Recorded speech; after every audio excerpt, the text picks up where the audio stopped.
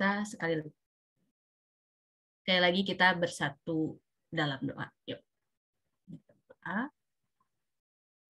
Bapak, kami mengucap syukur Tuhan untuk malam hari ini kami boleh berkumpul kembali dalam lindungan Tuhan melalui virtual online ini Tuhan. Kami mengundang Roh Kudus-Mu di tengah-tengah kami, menguduskan setiap kami, mengampuni setiap dosa kami, mentahirkan kami, menyucikan kami, sehingga kami boleh layak menerima berkat dari firman Tuhan yang boleh mengenyangkan kami dengan kebenaran. Terima kasih Bapa, kami undang Roh Kudus memimpin kami dari awal sampai dengan akhir. Engkau yang memberkati setiap diskusi kami. Hanya di dalam nama Tuhan Yesus, kita semua yang siap diberkati oleh kebenaran firman Tuhan, sama-sama katakan. Amin. Teman-teman yang bisa open cam, boleh ya. Kita open cam. Nggak kerasa, kita udah hampir masuk ke penghujung kejadian. Udah 49. Minggu depan mungkin libur kali ya, Cak. Masih sisa satu lagi kejadian 50. Terus kita akan next ke kitab yang lain, Keluaran. Puji Tuhan ya, kita udah sampai sini. Nah, sekarang kita akan discuss sharing tentang dari kejadian 49 ayat 1 sampai 28. Seperti biasa, kita akan baca dulu bareng-bareng. Semuanya available buat baca? Aman. Oke. Di sini ada 28 ayat. Kita ada 8. Kalau gitu, semuanya baca kecuali aku. Jadi satu orang baca 4 ayat. Oke? Aku nggak bisa baca ya? Aku di itu nggak? Dihitung. Semua dihitung. Aku nggak bisa. Aku lagi di jalan. Oh, kakak lagi di jalan. Oke, baik Kak. It's okay. Nggak apa-apa. Oke, Kak Vera sambil denger ya. Nanti mungkin discuss juga yang Kak Vera bisa bagikan. Oke, kita ada 28 ayat. Kita bagi 7. Jadi satu orang 4 ayat. Seperti biasa, by abjad ya. Beb, itu si Sofi tadi kasih usul gimana kalau sampai ayat Mungkin sampai ayat 33. Kalau 33 apa? Iya, 33. Dia perikopnya dibarengin sama 50 sih kalau aku lihat di materi kita. Cuma sampai. Jadi materi kita tuh ya di perikop apa sih ini namanya? Judul perikopnya ini 50 atau 50-nya dibarengin sampai akhir ya yang coba cari. 49 satu pasal aja, Beb, nggak apa-apa. Satu pasal aja. Sampai 33 berarti. Sampai 33. Oke, boleh kita sampai 33 ya. Berarti kalau begitu 37. Ya udah deh. 5 ayat ya. Oke, 5 ayat mungkin nanti ada yang 4. Kita mulai ya. Pertama aku, lalu Desi Tarigan, lalu Ellen, lalu Koferi, lalu Ocha, lalu Steven. Sophie dulu ya. Sophie dulu terakhir Steven.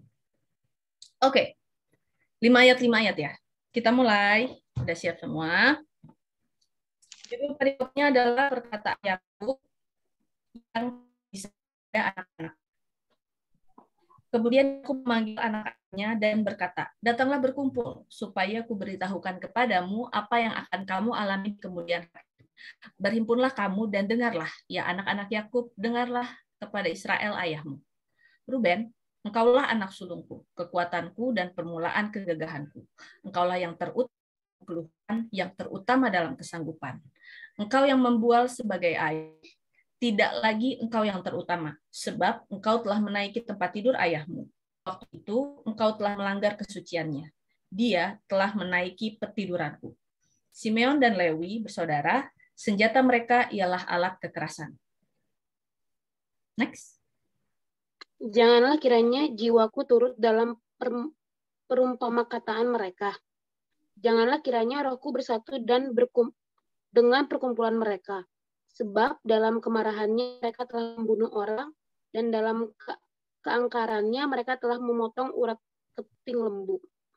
Terkutuklah kemarahan mereka sebab amarahnya keras. Terkutuklah keberangan mereka sebab berangnya bengis. Aku akan membagi-bagikan mereka di antara anak-anak Yakub dan menyerahkan mereka di antara anak Israel.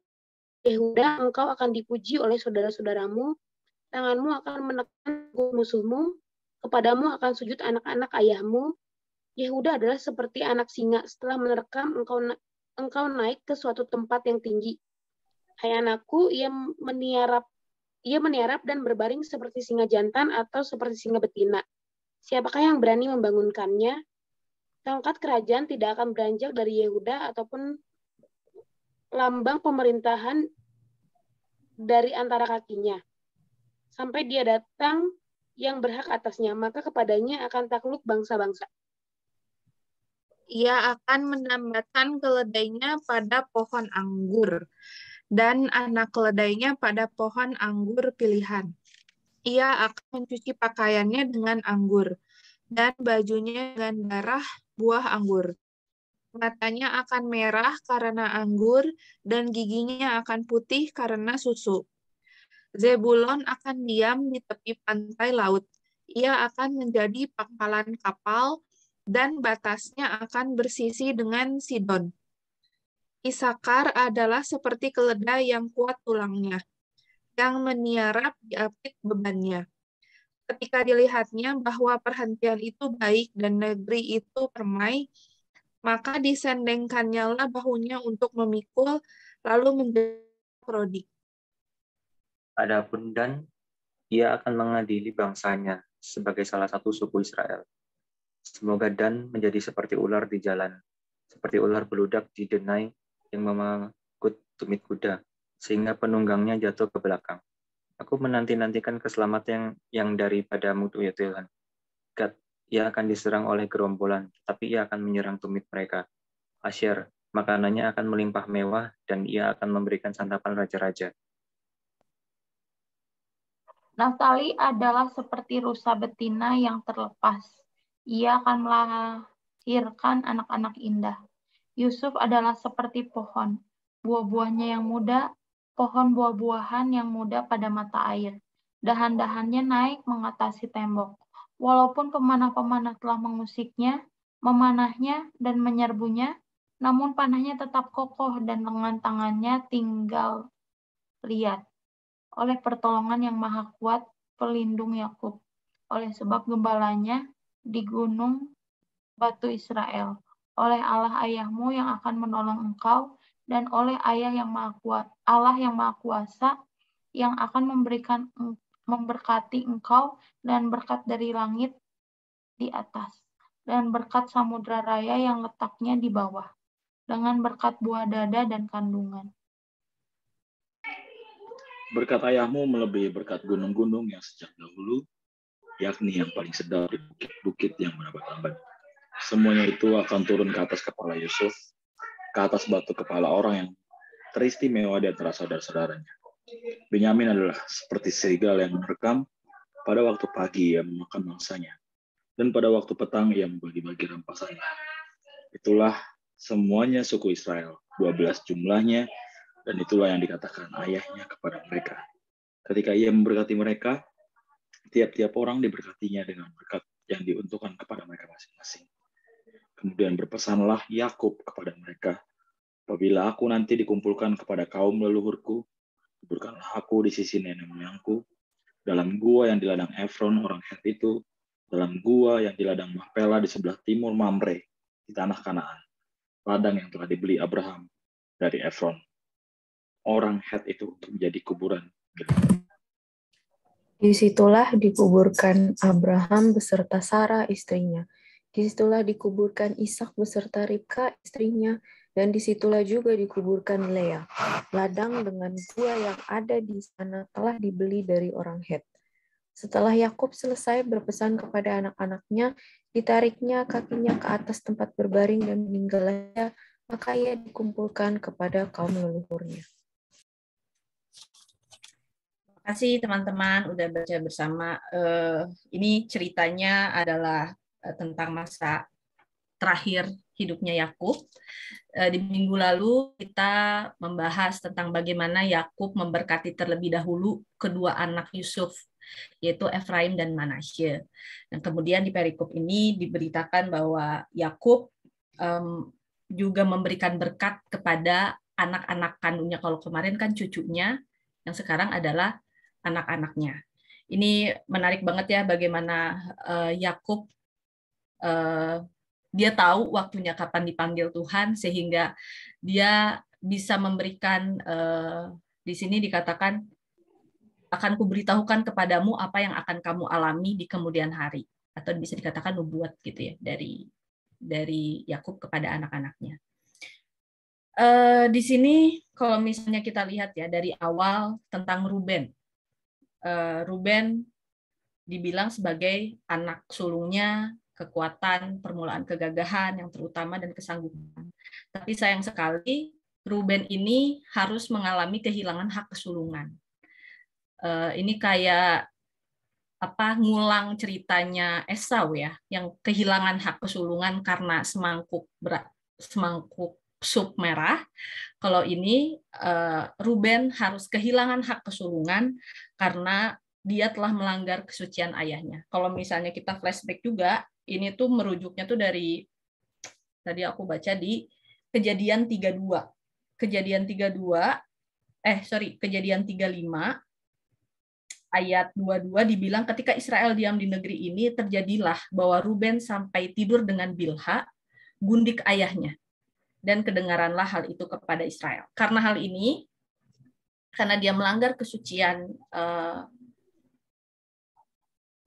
ketiduran ayahnya, sehingga dia kehilangan hak kesulungan.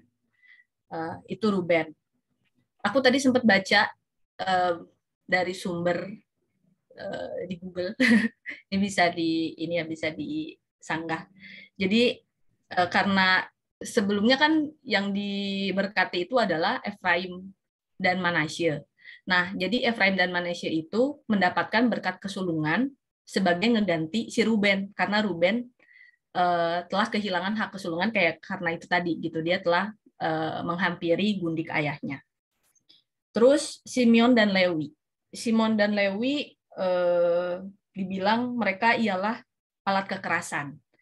Kalau misalnya kita lihat lagi ke cerita sebelumnya, kita ingat dulu waktu adiknya Dina diperkosa oleh Sikem, Simeon dan Lewi ini yang menghabisi rakyat Sikem. Jadi mereka yang membunuh gitu. Sehingga dari kejadian itu mereka mendapatkan, ini mah jadi jatuhnya kayak kutukan gitu ya, bahwa terkutuklah kemarahan mereka sebab amarahnya keras, terkutuklah keberangan mereka sebab berangnya bengis, dan dikatakan bahwa aku akan membagi-bagikan mereka di antara anak-anak Yakub. Ini menyedihkan sekali gitu. Tapi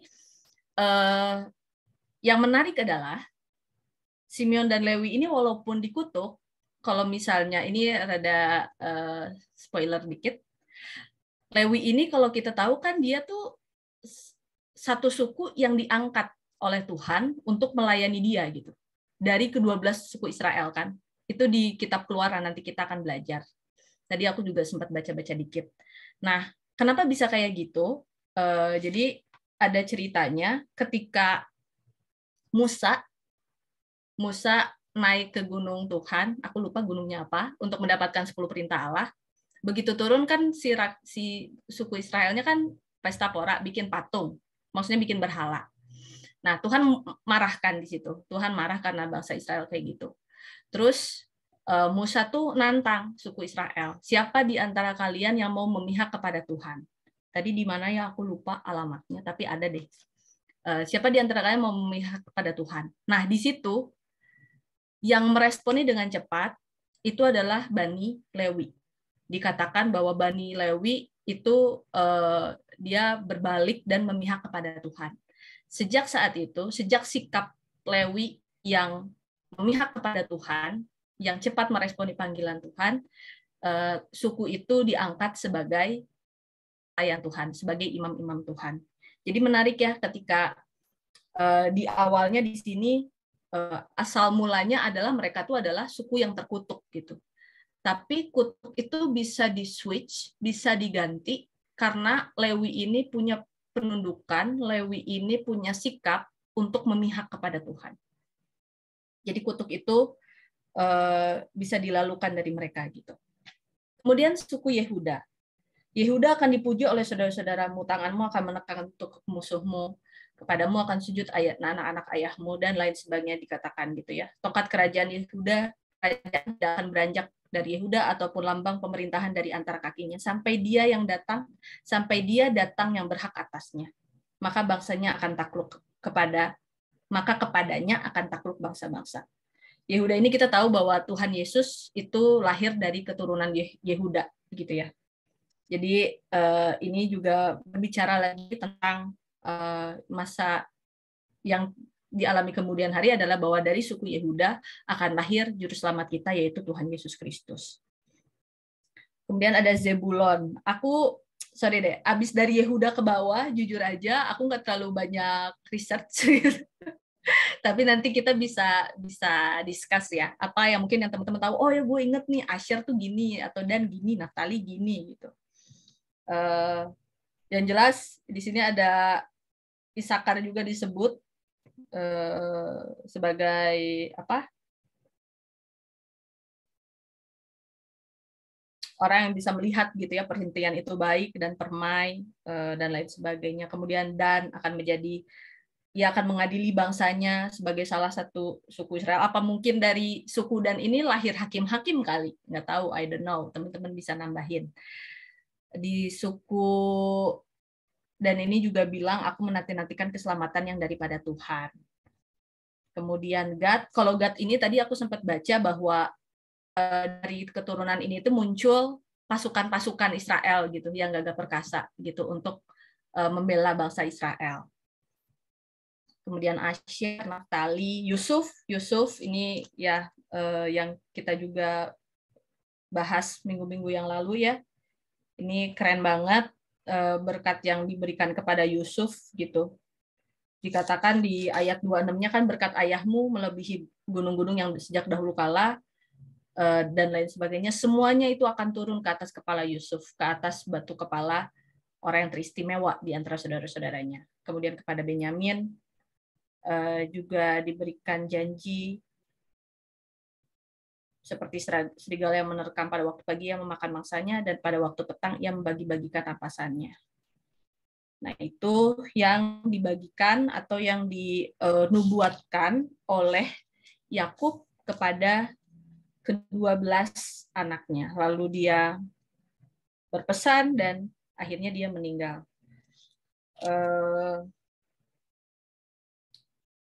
Aku kagum ya, maksudnya balik lagi tadi yang mungkin aku udah mention di awal, bagaimana seseorang yang punya janji di dalam Tuhan, punya hubungan pribadi sama Tuhan, sampai dia pun meninggalnya pun apik gitu.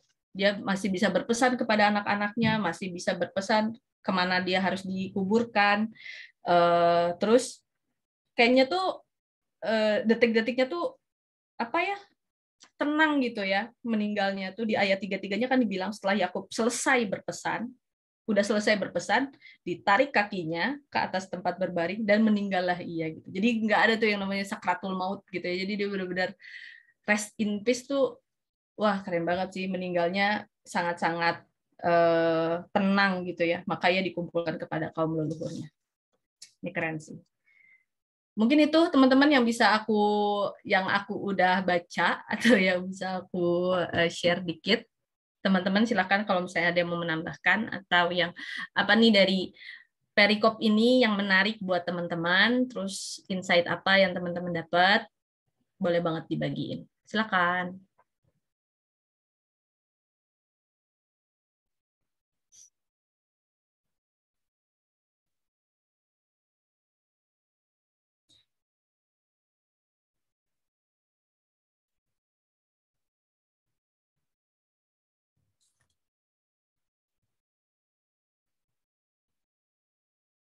Jadi di sini sambil nunggu dari perikop ini aku ngambil kesimpulan bahwa ada dua hal yang mungkin kita harus perhatikan gitu ya dalam hidup.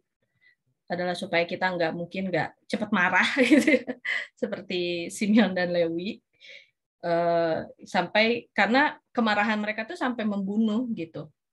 Dan karena terjadi pembunuhan itu, sehingga akhirnya dia kehilangan gitu ya, dia kehilangan apa yang mungkin seharusnya dia dapat janji dari Tuhan. Ya kalau misalnya kita sekarang mungkin dijauhkan lah ya kita dari yang namanya kemarahan yang sampai membunuh gitu. Tapi ini jadi kayak catatan aja gitu yang bisa kita dapat dari ayat ini tentang Simeon dan Lewi yang harus kehilangan janjinya karena amarah, yang sampai membunuh. Kemudian Ruben juga yang melanggar kesucian ayahnya gitu sampai dia harus kehilangan hak kesulungan gitu. Padahal kita tahu bahwa hak kesulungan itu kan emang sesuatu yang sangat dinanti oleh anak-anak sulung gitu kan, karena dia bisa dapat berkat double portion, terus dia bisa jadi imam kalau nggak salah. Maksudnya dia punya power buat menentukan gitu ke keluarganya tuh, tapi dia harus kehilangan itu dan bahkan sampai digantikan oleh keponakan berarti ya, keponakan Efraim sama Manasye itu. Di luar itu sih semuanya bagus-bagus ya. Maksudnya di luar Ruben, Simeon, Lewi, ke anak-anaknya yang lain tuh bagus-bagus gitu si nubuatannya. Apa yang dikatakan Yakub kepada anak-anaknya. Itu sih aku juga jadi note to myself gitu ya. Tentang ini. Sayang banget kalau misalnya harus kehilangan janji Tuhan, karena mungkin sikap yang harusnya mungkin bisa kita kendalikan begitu. Itu juga jadi diingetin lagi soal itu.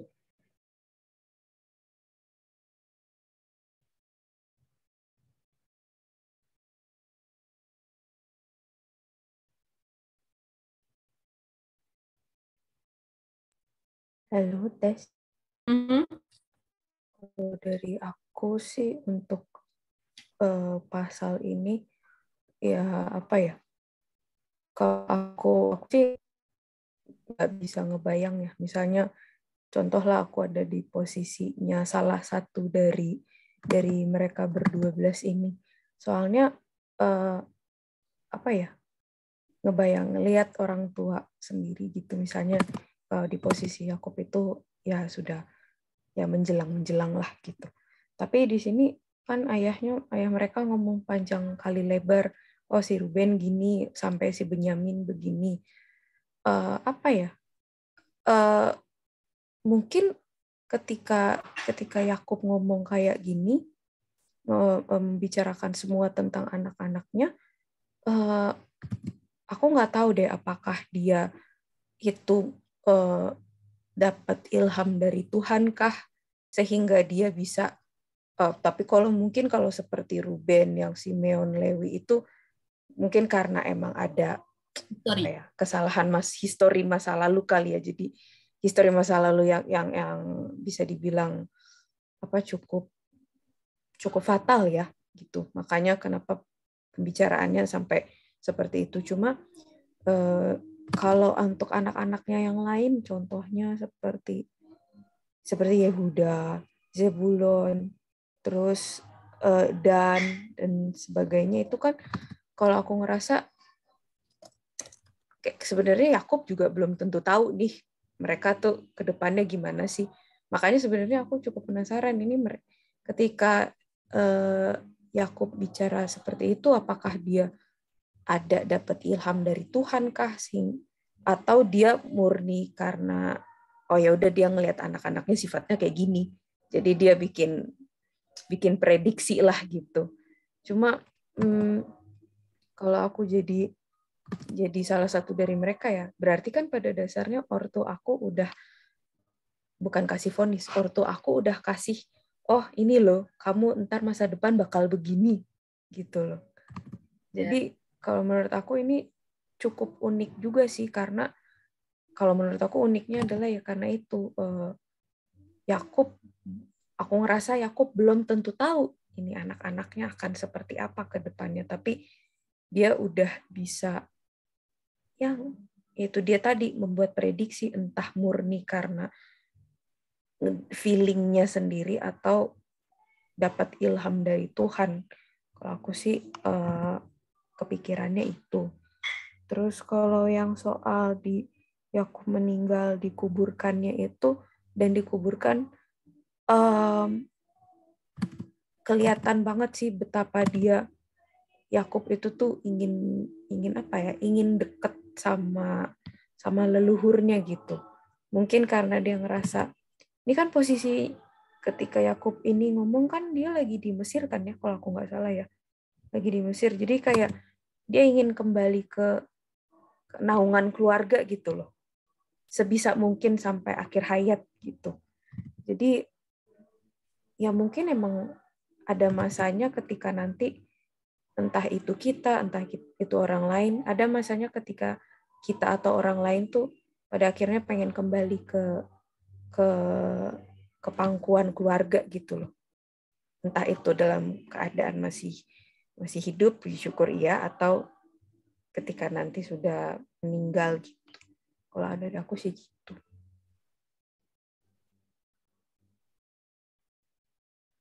Oke, thank you Sophie buat nambahin. Aku pribadi sih somehow percaya ada ilham Roh Kudus yang Roh Kudus udah ada kan? Zaman itu udah ada kan, menciptakan langit dan bumi juga udah ada Roh Kudus. Ada ilham wahyu Tuhan, aku percaya kepada Yakub, sehingga kayak contoh Yehuda aja tadi yang Sophie mention, itu benar kejadian kan, maksudnya tergenapi gitu, bahwa dari suku Yehuda lahir juru selamat kita, bahwa bangsa-bangsa akan takut kepadanya gitu. Tongkat kerajaan tidak akan beranjak dari Yehuda. Ya Tuhan Yesus lah gitu, raja di atas segala raja gitu, sekarang sampai selama-lamanya. Jadi aku percaya ada pewahyuan Roh Kudus gitu, walau tadi kayak si Lewi itu bisa ke switch gitu kan. Dia kan di sini di cerita itu dikutuk gitu karena dia karena kemarahannya, karena keberangannya kan dibilang gitu, dia dikutuk. Tapi di cerita selanjutnya di Keluaran itu yang dikutuk inilah yang bisa cepat memihak kepada Tuhan gitu. Nggak tahu ada proses apa di dalam kehidupan suku Lewi gitu ya, kayak mereka pasti ada proses tertentu sehingga pada akhirnya itu mereka tidak terjebak dalam label kutukan itu yang disampaikan oleh ayahnya ketika meninggal. Apalagi kan gimana sih orang meninggal menyampaikan pesan itu kan kayak kesannya tuh wasiat gitu kan, bahwa sesuatu yang akan pasti terjadi dan itu akan selama-lamanya dari ketika orang tua itu meninggal sampai kita mati gitu. Kayaknya itu akan menjadi satu beban gitu. Apalagi kutuk gitu ya, itu pasti nggak enak banget gitu dari di sisinya Simeon sama Lewi. Tapi walaupun begitu ya tadi gitu, si Lewi ini bisa berubah prosesnya gitu. Ada proses pertobatan di dalam suku Lewi sehingga akhirnya mereka tuh ketika kejadian yang si Musa itu, mereka responnya jauh lebih cepat di antara suku-suku yang lain gitu. Bahkan dari suku Yehuda itu sendiri, suku Yehuda yang dikatakan bahwa daripadamu akan muncul tongkat kerajaan tidak akan beranjak dari Yehuda.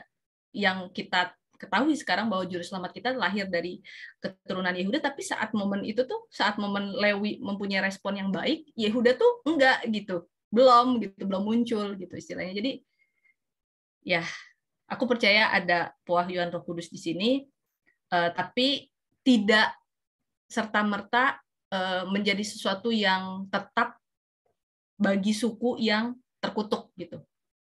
Kutuk itu bisa diganti selama ada sikap pertobatan yang dilakukan oleh si suku-suku ini. Dalam hal ini yang aku tahu, yang aku baca tadi, walaupun cuma sebentar, suku Lewi yang aku tahu ada perubahan gitu. Itu keren sih suku Lewi ini.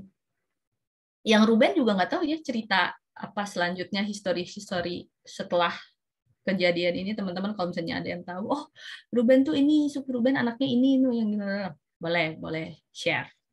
Atau Simeon tuh apa misalnya. boleh banget. Ada lagi nggak teman-teman yang mau bagiin? Siapa?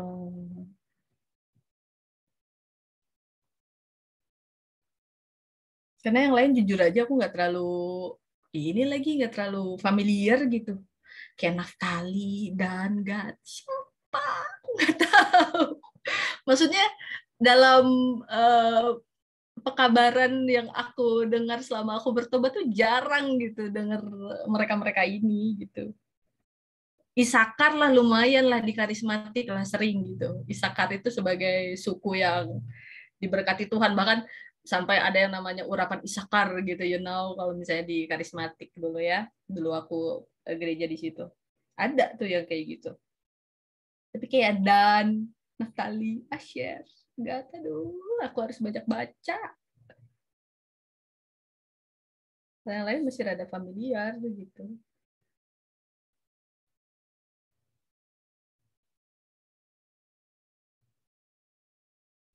Silahkan, ada yang mau bagikan? Aku tunjuk deh, aku tunjuk.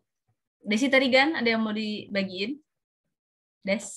Nggak ada, nggak ngerti sebenarnya.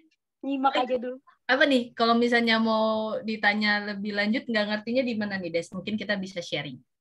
Nah, belum ada nih, Kak. Aku mah masih menyimak aja dulu lah. Belum? Belum. Oke. Nanti kalau misalnya kepikiran bisa langsung ini ya. Siap. Disampaikan. Siapa nih? Ellen.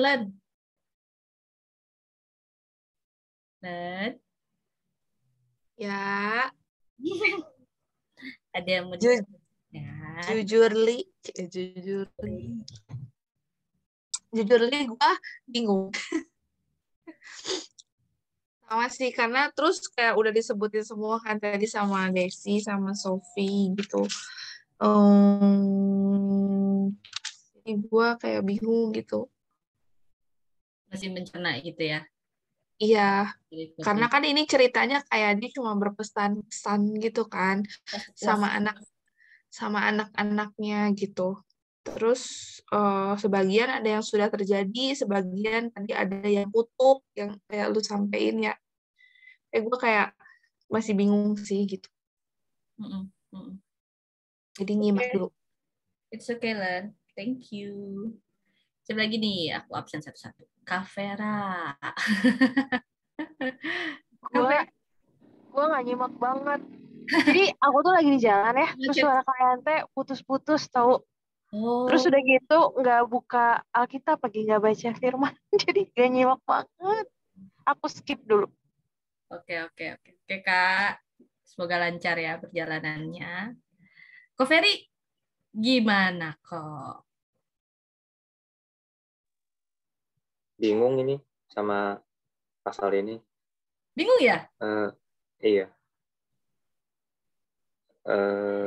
Ada beberapa anak yang dia kasih apa, membuka masa depan itu dengan jelas gitu. Ada juga yang pakai perumpamaan yang aku bingung, itu yang di Yehuda soal anggur-anggur ini loh. Mungkin ada yang sama nggak? Kenapa kok di Yehuda ini kok banyak sekali perumpamaannya gitu? Yang lainnya kan agak jelas sudah, Zebulon di tepi pantai laut, terus yang ini sudah jelas kok. Yehuda ini kayaknya banyak sekali perumpamaan. Itu yang mungkin itu aja. Aku bingung.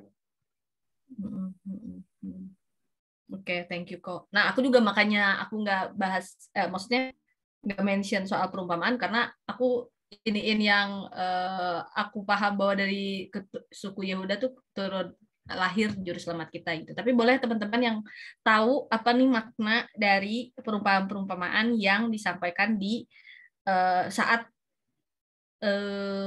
Yakub menyebutkan apa berkat untuk Yehuda. Apa nih kira-kira maknanya? Karena kayaknya kalau perumpamaan ini harus ditelusur lebih detail gitu ya. Dari mana, maksudnya rujukannya kemana, apa artinya gitu. Boleh buat teman-teman yang mungkin sudah mempelajari ini lebih dulu atau pernah mendengar dari pekabaran, dari penginjilan, boleh banget bisa memperkaya kita gitu. Apa sih ini maksudnya gitu dari ayat 9 ya, ayat 9 sampai 12 janji buat Yehuda.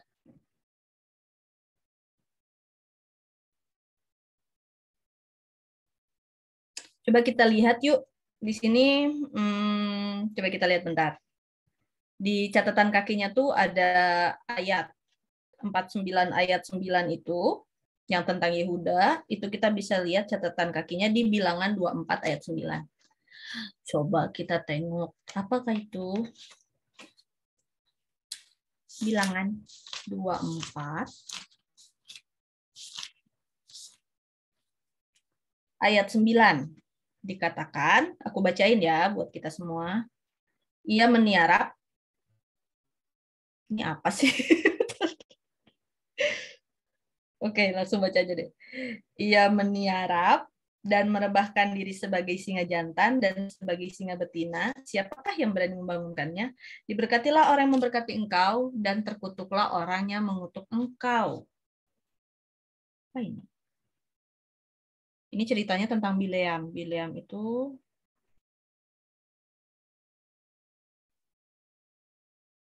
itu yang ada kuda ngomong sih. Gue lupa cerita sekolah minggu ini.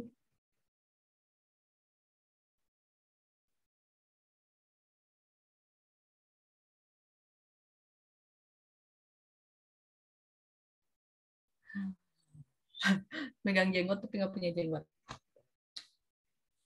Kita tahan dulu karena semakin bingung. Malah jadi tambah bingung. Kita tahan dulu, kita lihat satunya lagi. Katanya ada catatan kakinya dari ayat yang sama. Rujukannya ke Wahyu 5 ayat 5. Kita buka. Kita buka, saudara. Semoga Tuhan menolong kita. Aku bacain ya. Wahyu 5 ayat 5. Lalu berkatalah seorang dari tua-tua itu padaku, jangan engkau menangis. Sesungguhnya singa dari suku Yehuda, yaitu tunas Daud, telah menang, sehingga ia dapat membuka gulungan kitab itu dan membuka ketujuh materainya.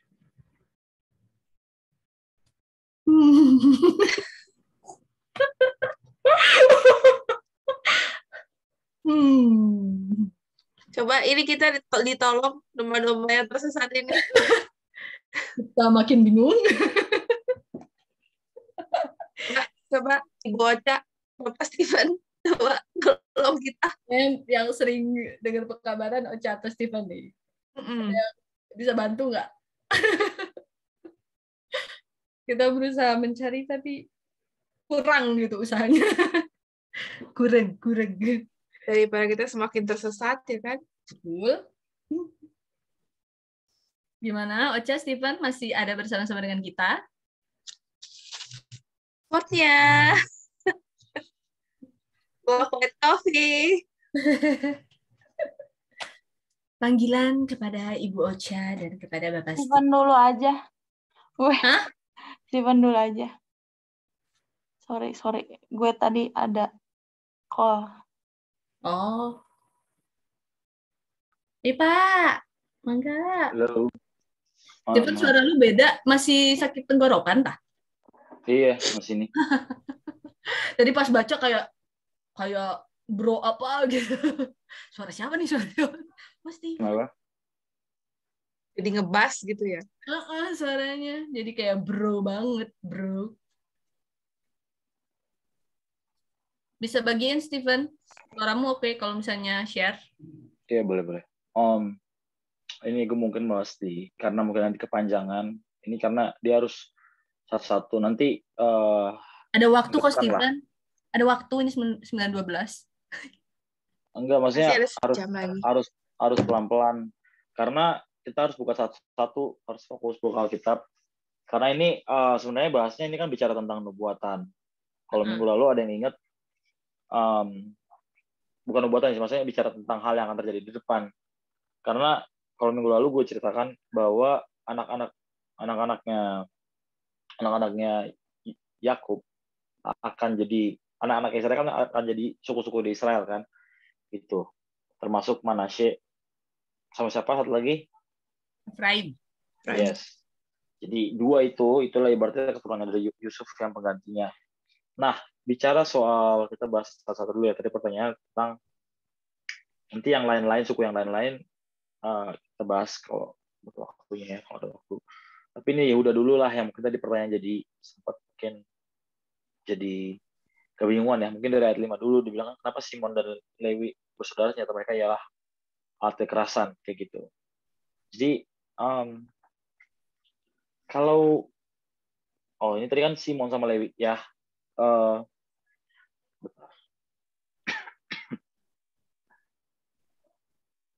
Di sini mana? Jadi Simon sama Lewi itu kan anak dari siapa? Maksudnya anak setelah siapa? Yang paling pertama siapa? Ruben. Yes. Jadi setelah Ruben, Simon, Lewi. Oke. Jadi kalau kita baca nanti itu di kejadian berikutnya sebenarnya itulah baru kelihatan gitu. Hal-hal yang dibuat mereka itu nggak benar. Dibuat sama suku Ruben sama suku Simon. Terus si Lewi inilah cikal bakal di mana priest atau bisa dibilang imam-imam ya. Kalau zaman setelah zaman mereka itu nanti imam-imam itu munculnya dari suku Lewi. Ya, bahkan high priest-nya. Yeah. Nah, simpelnya gini supaya jangan bingung. Yesus itu siapa saat ini? Sekarang posisinya Yesus itu di mana? Di surga kan ya? Dia lagi jadi imam besar, lagi jadi perantara kita, dia lagi jadi imam besar kita. Yeah. Kayak gitu, untuk mau menjadi perantara dosa-dosa kita gitu, untuk bawa ke Bapa. Sama kayak waktu orang Israel dulu zamannya Ka'bah, mereka tuh harus bawa domba setiap mereka buat dosa ke imam besar. Maksudnya ke imam, bukan imam besar. Bawa ke imam untuk dipersembahkan, untuk mengakui atau menebus dosa-dosa mereka. Harus ada korban seperti itu. Oke. Nah, pertanyaannya, Yesus itu dari suku apa? Yehuda. Nah, pertanyaannya kenapa harus Yehuda? Sementara imam-imam itu harusnya dari Lewi. Nah, jadi inilah ke situ connect-nya. Kalau dulu ingat waktu di Kejadian kita bahas Abraham kasih perpuluhan sama siapa? Melkisedek. That's it. Jadi itulah ke situ koneksinya. Kenapa ada imam yang lahir bukan dari suku Lewi tapi dari suku Yehuda? Itu dia. Karena Yesus. Kenapa? Melkisedek itu dari Yehuda. Nope. Kalau ingat ada kata-kata, balik lagi kan. Ini yang gue bilang. Fokus sebentar ya. Coba kita buka di sini. Jadi Melkisedek itu kan dia bukan Yesus ya. Waktu itu kita bahas, maksudnya masih bingung lah. Itu Yesus atau bukan kayak gitu. Tapi kita sepakat bahwa dia itu out of nowhere kayak gitu. Jadi ini kayak type, ini dia tuh Melkisedek itu kayak type antitapnya Yesus yang menunjukkan bahwa dibilang datang dari out of nowhere, maksudnya datang bukan dari keturunan yang seperti biasanya, bukan dari priest yang pada umumnya yaitu suku Lewi seperti itu, tapi dia datang dari suku Yehuda. Jadi apa ya, kalau bahasa Inggrisnya kayak firstborn-nya, harusnya kan firstborn itu kan yang lahir pertama, maksudnya gimana ya, bentar ya, sabar ya, gue cari kata-kata yang pas dulu.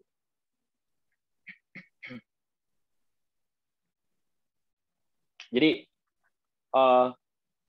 setelah tadi anak gini kita bahas dulu. Anak pertama siapa? Ruben. Oke, Ruben. Setelah Ruben kemudian Simon, kemudian Lewi. Ya. Gitu kan. Nah, jadi setelah si Ruben ini kita tahu di ayat 5 dibilang apa?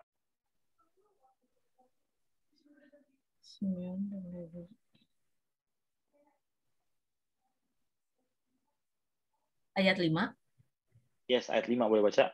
Simeon dan Lewi bersaudara, senjata mereka ialah alat kekerasan. Nah, jadi mereka tuh dari sini, nubuatan-nubuatannya itu kan nggak bagus ya. Dia tuh mereka udah dispose.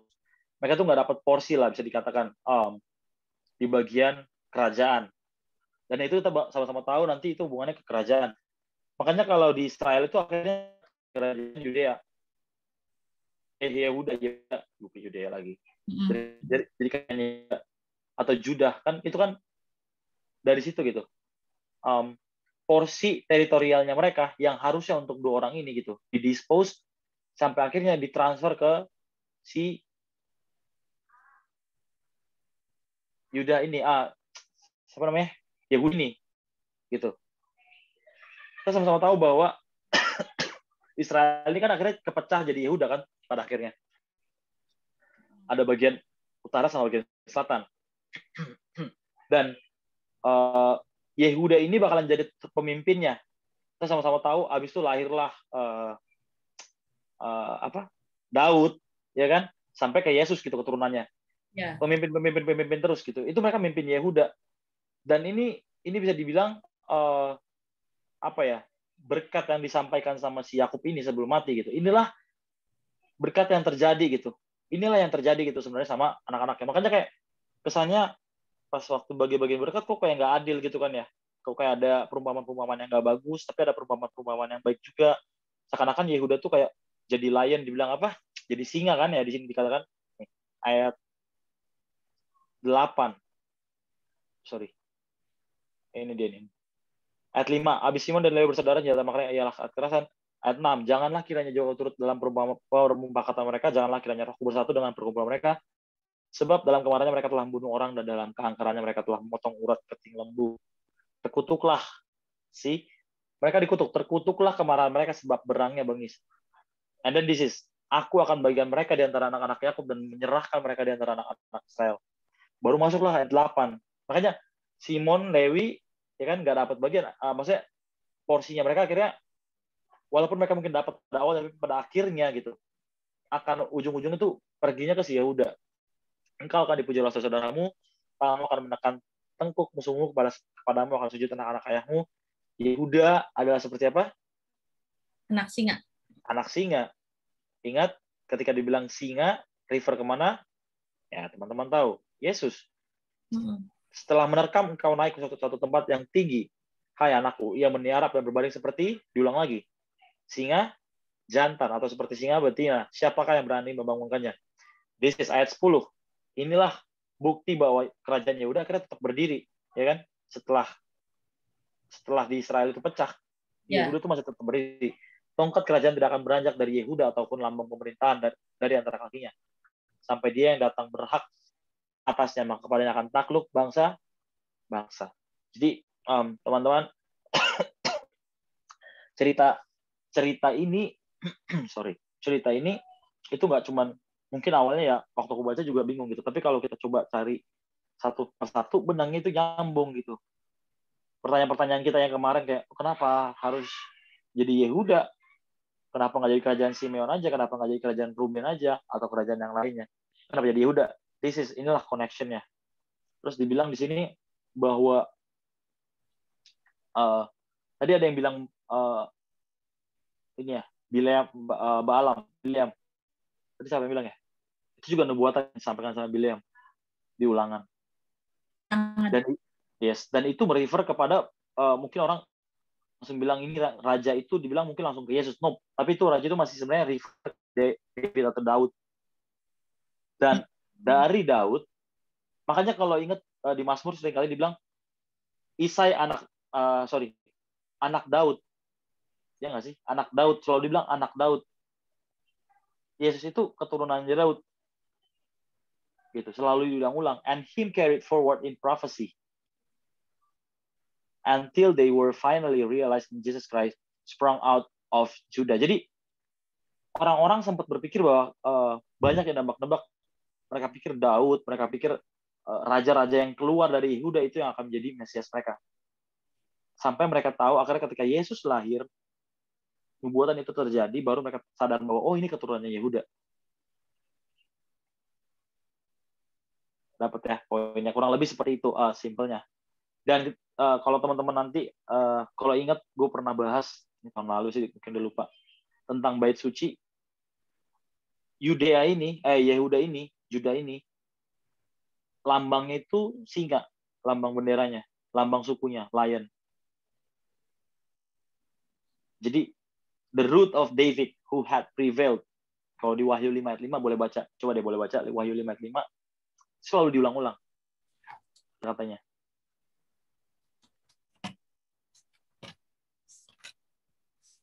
Yang tadi kan? Tadi udah dibaca ya? Wahyu 5 ayat 5. Lalu berkatalah seorang dari tua-tua itu kepadaku, jangan engkau menangis. Sesungguhnya singa dari suku Yehuda, yaitu tunas Daud, telah menang. Sehingga dia dapat membuka gulungan kitab itu dan membuka ketujuh meterainya. Yes. See, this is referred to Jesus. Dikatakan tunas Daud, ya, keturunan Daud, anak Daud. It's referred to Jesus gitu. Jadi sama-sama tahu bahwa itulah signifikannya betapa kenapa kok kayaknya spesial banget blessings untuk Yehuda ini kayak gitu.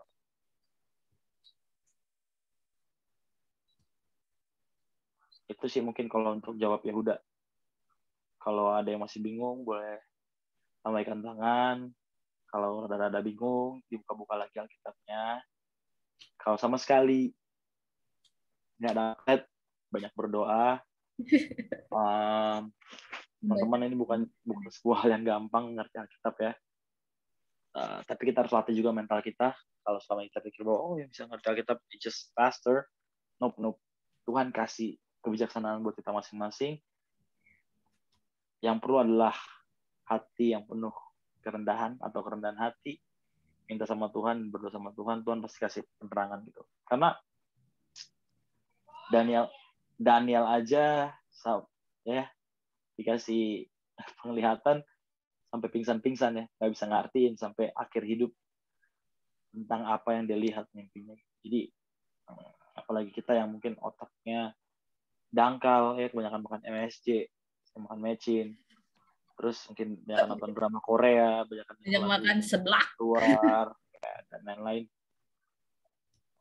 What does it mean? Artinya we need more effort. Kalau mungkin Daniel berdoa 2 kali sehari, itu put it double portion. Kalau kita mau mengerti apa yang Tuhan sampaikan sama kita, itu sih. Jadi terus satu poin terakhir yang aku mau bagikan aja supaya nggak banyak, sorry ya, tentang di Kejadian 49 ini ada serius peringatan serius ya. Kayak kenapa? Kayak keinginan kita dan pilihan-pilihan kita yang kita pilih gitu, itu mempengaruhi kehidupan kita, ya nggak sih?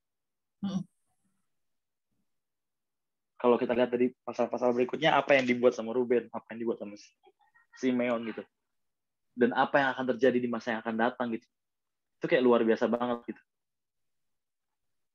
Tapi ya itu gitu, seringkali kita lihat, kita seringkali kayak kaget kayak, aduh, kenapa nih kayaknya aku tuh udah jadi anak Tuhan, tapi kok begini hidupnya. Who knows gitu. Siapa yang tahu di masa yang lampau mungkin apa yang pilihan-pilihan yang sudah saya buat gitu ya, itu membuat saya ada sampai saat ini gitu. Yeah. Jadi mungkin kesalahan-kesalahan saya, ingat yang pernah aku sampaikan bahwa God is, our sins were forgiven but not forgotten. What does it mean? Orang yang sudah mungkin berpuluh tahun rokok, terus tiba-tiba bertobat, that nggak ada yang salah dengan hal itu, bertobat dan juga berubah. But remember gitu, it's not forgotten. Apa artinya? Bahwa consequences, ya, konsekuensinya itu tetap ada. Ketika orang bertobat setelah merokok, bukan berarti dia bakal langsung, oke, gue jadi anak Tuhan besok, gue penyembahan 24 jam, gue berkhotbah 24 jam, gue nggak bakal kena rokok. No, belum tentu. The consequences, konsekuensi dari dosa itu tetap selalu ada mengikuti. Kenapa? Karena upah dosa ialah maut. Jadi teman-teman, setiap pilihan-pilihan yang saya dan teman-teman ambil saat ini, setelah ini, atau bahkan sebelum ini, itu mempengaruhi kehidupan kita di masa yang akan datang. Jadi jangan pernah surprise, jangan pernah takut, atau jangan pernah kaget bahwa, kok tiba-tiba jadi begini ya? Kok tiba-tiba seperti ini ya? It's decision of our life gitu. Itu hal yang sudah kita pilih, sudah hal yang sudah mungkin kita lakukan. Dan kita tahu kehidupan anak-anak Yakub ini, kehidupan si Israel ini nggak gampang ya, bahkan sampai kematiannya gitu. Ada banyak penuh struggle, ada banyak hal-hal yang kayaknya membingungkan ya secara spiritual gitu. Walaupun karakter mereka mungkin ada yang baik, ada yang buruk, atau bahkan bertobat ya. Kita sama-sama tahu bahwa saudara-saudaranya Yusuf bertobat ya. Setelah perbudakan itu mereka bertobat gitu. Setelah diterit baik, mereka tahu itu Yusuf, mereka maksudnya berubah gitu kehidupan mereka. Dari beberapa saudara Yusuf berubah, but it doesn't mean the consequences akan langsung hilang begitu aja. But ini yang perlu kita ingat. But ini ada but-nya. Tapi di Genesis atau di Kejadian 49 ini membawa sebuah good news. Membawa sebuah good news, ya nggak sih? Besides semua hal-hal yang nggak baik tentang Ruben, Lewi, dan juga saudara yang lain mungkin gitu, there is still good news. Ya kan? Kadang-kadang kita pikir, hidup saudara saya udah penuh dengan kutuk, udah penuh banyak kehilangan berkat, kayak gitu, kayak, oh, kayaknya udah nggak ada apa lagi yang tersimpan gitu. But no, there's always a big good news. The grace of God. Kasih karunia Tuhan, teman-teman. Yang it can turn a curse into blessing. Yeah. Apa ya? Kasih karunia Tuhan itu bisa mengubah kutukan menjadi sebuah berkat. Yes, I'm not saying cuman hal-hal materialism, but somehow Yesus pun lahir dari keturunan Rahab. Ya. Yeah. Seorang sundal. But what does it mean? Bukan sundalnya yang mau saya tekankan, but the grace of God could cover it.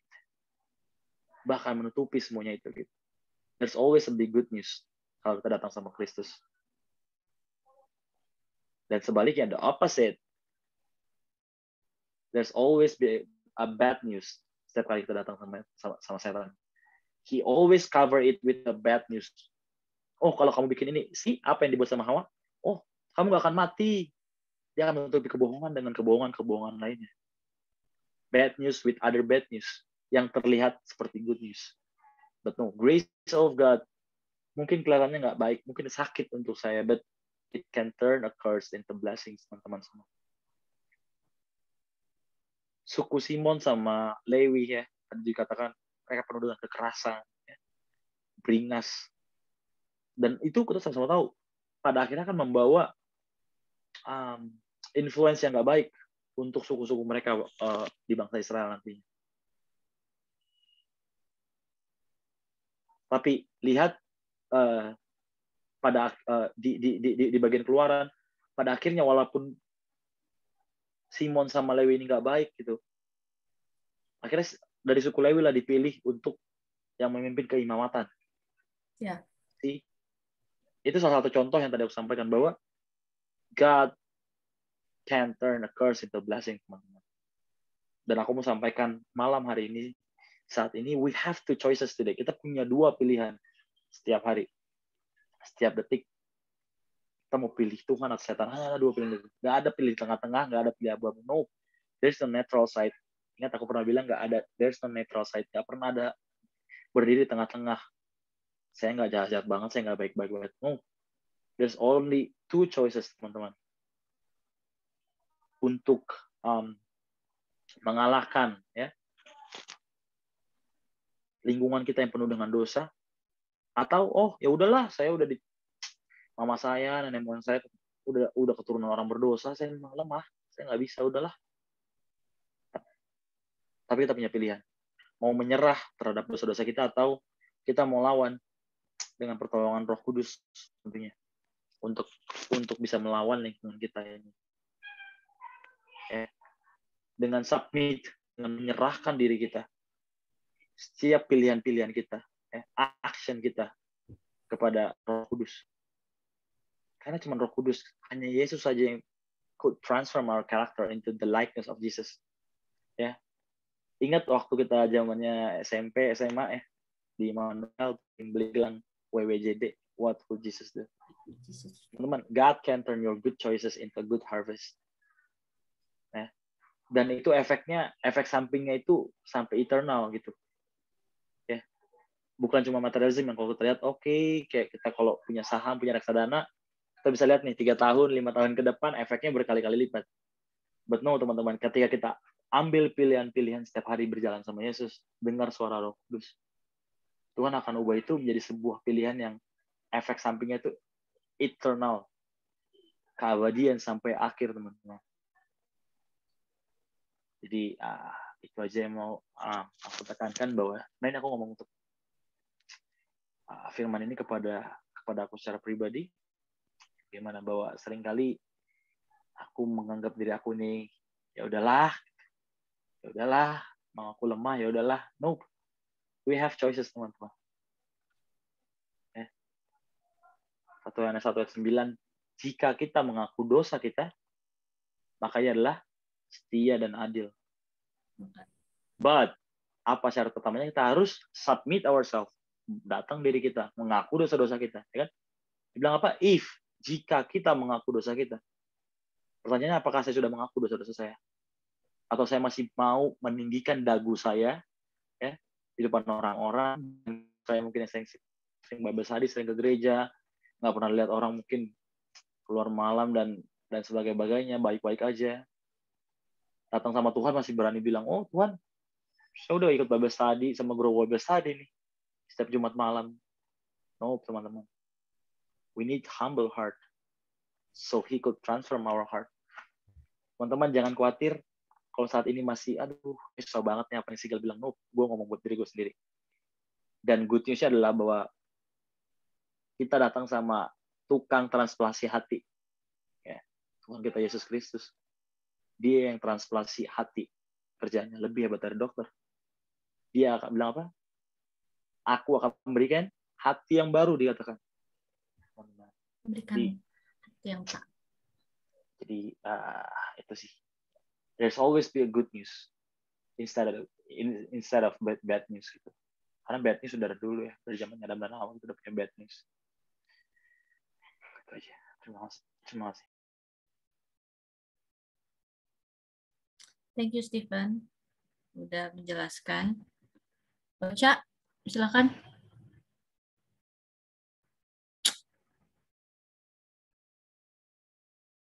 Aku udah melotot nih. Enggak, terima kasih, Stephen. Lu gak bisa, Cak. Lu tadi udah bilang Stephen dulu. Abis Stephen berarti lu. Enggak, gue nggak bilang. Tadi gue telepon. Enggak, lu bilang. Nah, Ellen. Nah, Sophie. Ayo, Cak. Enggak.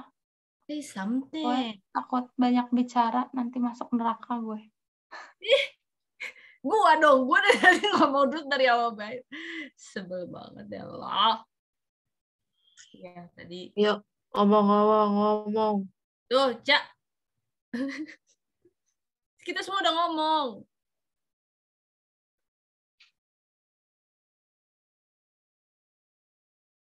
Dia kayak ngelamun tau. Ngantuk gue rasanya. Baiklah. Lu kayak ngawang-ngawang tuh, Cak. Kayak... Ya, lu bareng kita nggak sih? Itu ya. Gue ini mencerna kata-kata itu.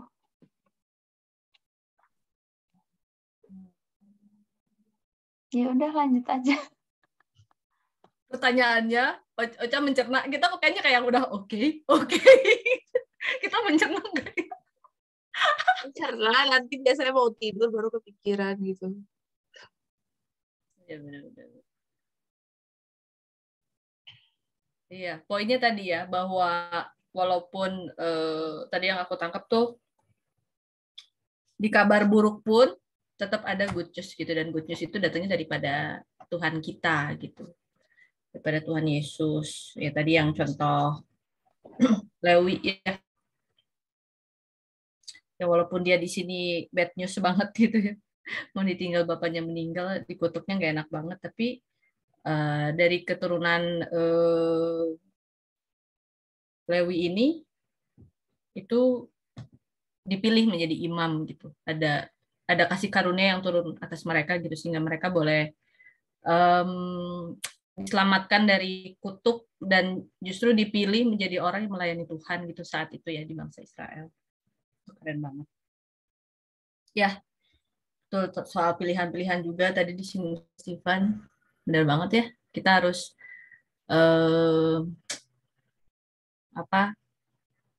berhati-hati sama pilihan hidup yang kita lakukan gitu supaya sebisa mungkin apa yang kita pilih itu kita minta tuntunan Tuhan gitu supaya kita dilalukan mungkin dari hal-hal yang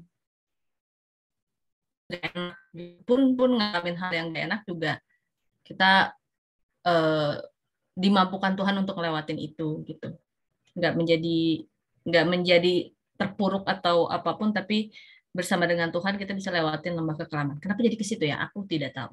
Silakan teman-teman, ada yang mau nambahin lagi nggak? Masih 938, come on. Ada yang mau sharing lagi? Mau related to this chapter, oke. Mau di luar itu juga. Kita masih punya waktu buat sharing. Tapi ya itu, Tuhan itu baik, segala tiap di pilihan yang kita rasa kita salah memilih pun akan ada hal baik pasti. Bahkan ketika kita merasa pilihan kita ini yang paling benar, akan ada hal buruk juga gitu. Tetap aja gitu. Semuanya tuh berkaitan kan. Semuanya itu ada efeknya gitu. Jadi ketika kita merasa, wah ini udah jalan Tuhan nih, gue milih ini, tetap akan ada cobaan juga gitu. Dan ketika kita milih yang salah gitu ya, tetap juga akan ada kesempatan untuk jalan balik lagi gitu. Jadi Tuhan itu luar biasa. Kan tadi Stephen bilang, ingat upahnya ada pasti. Misalnya gue merokok, ketika gue bertobat, konsekuensinya pasti ada. Tapi ketika kita menjalani konsekuensi itu, kita nggak akan jadi berat hati.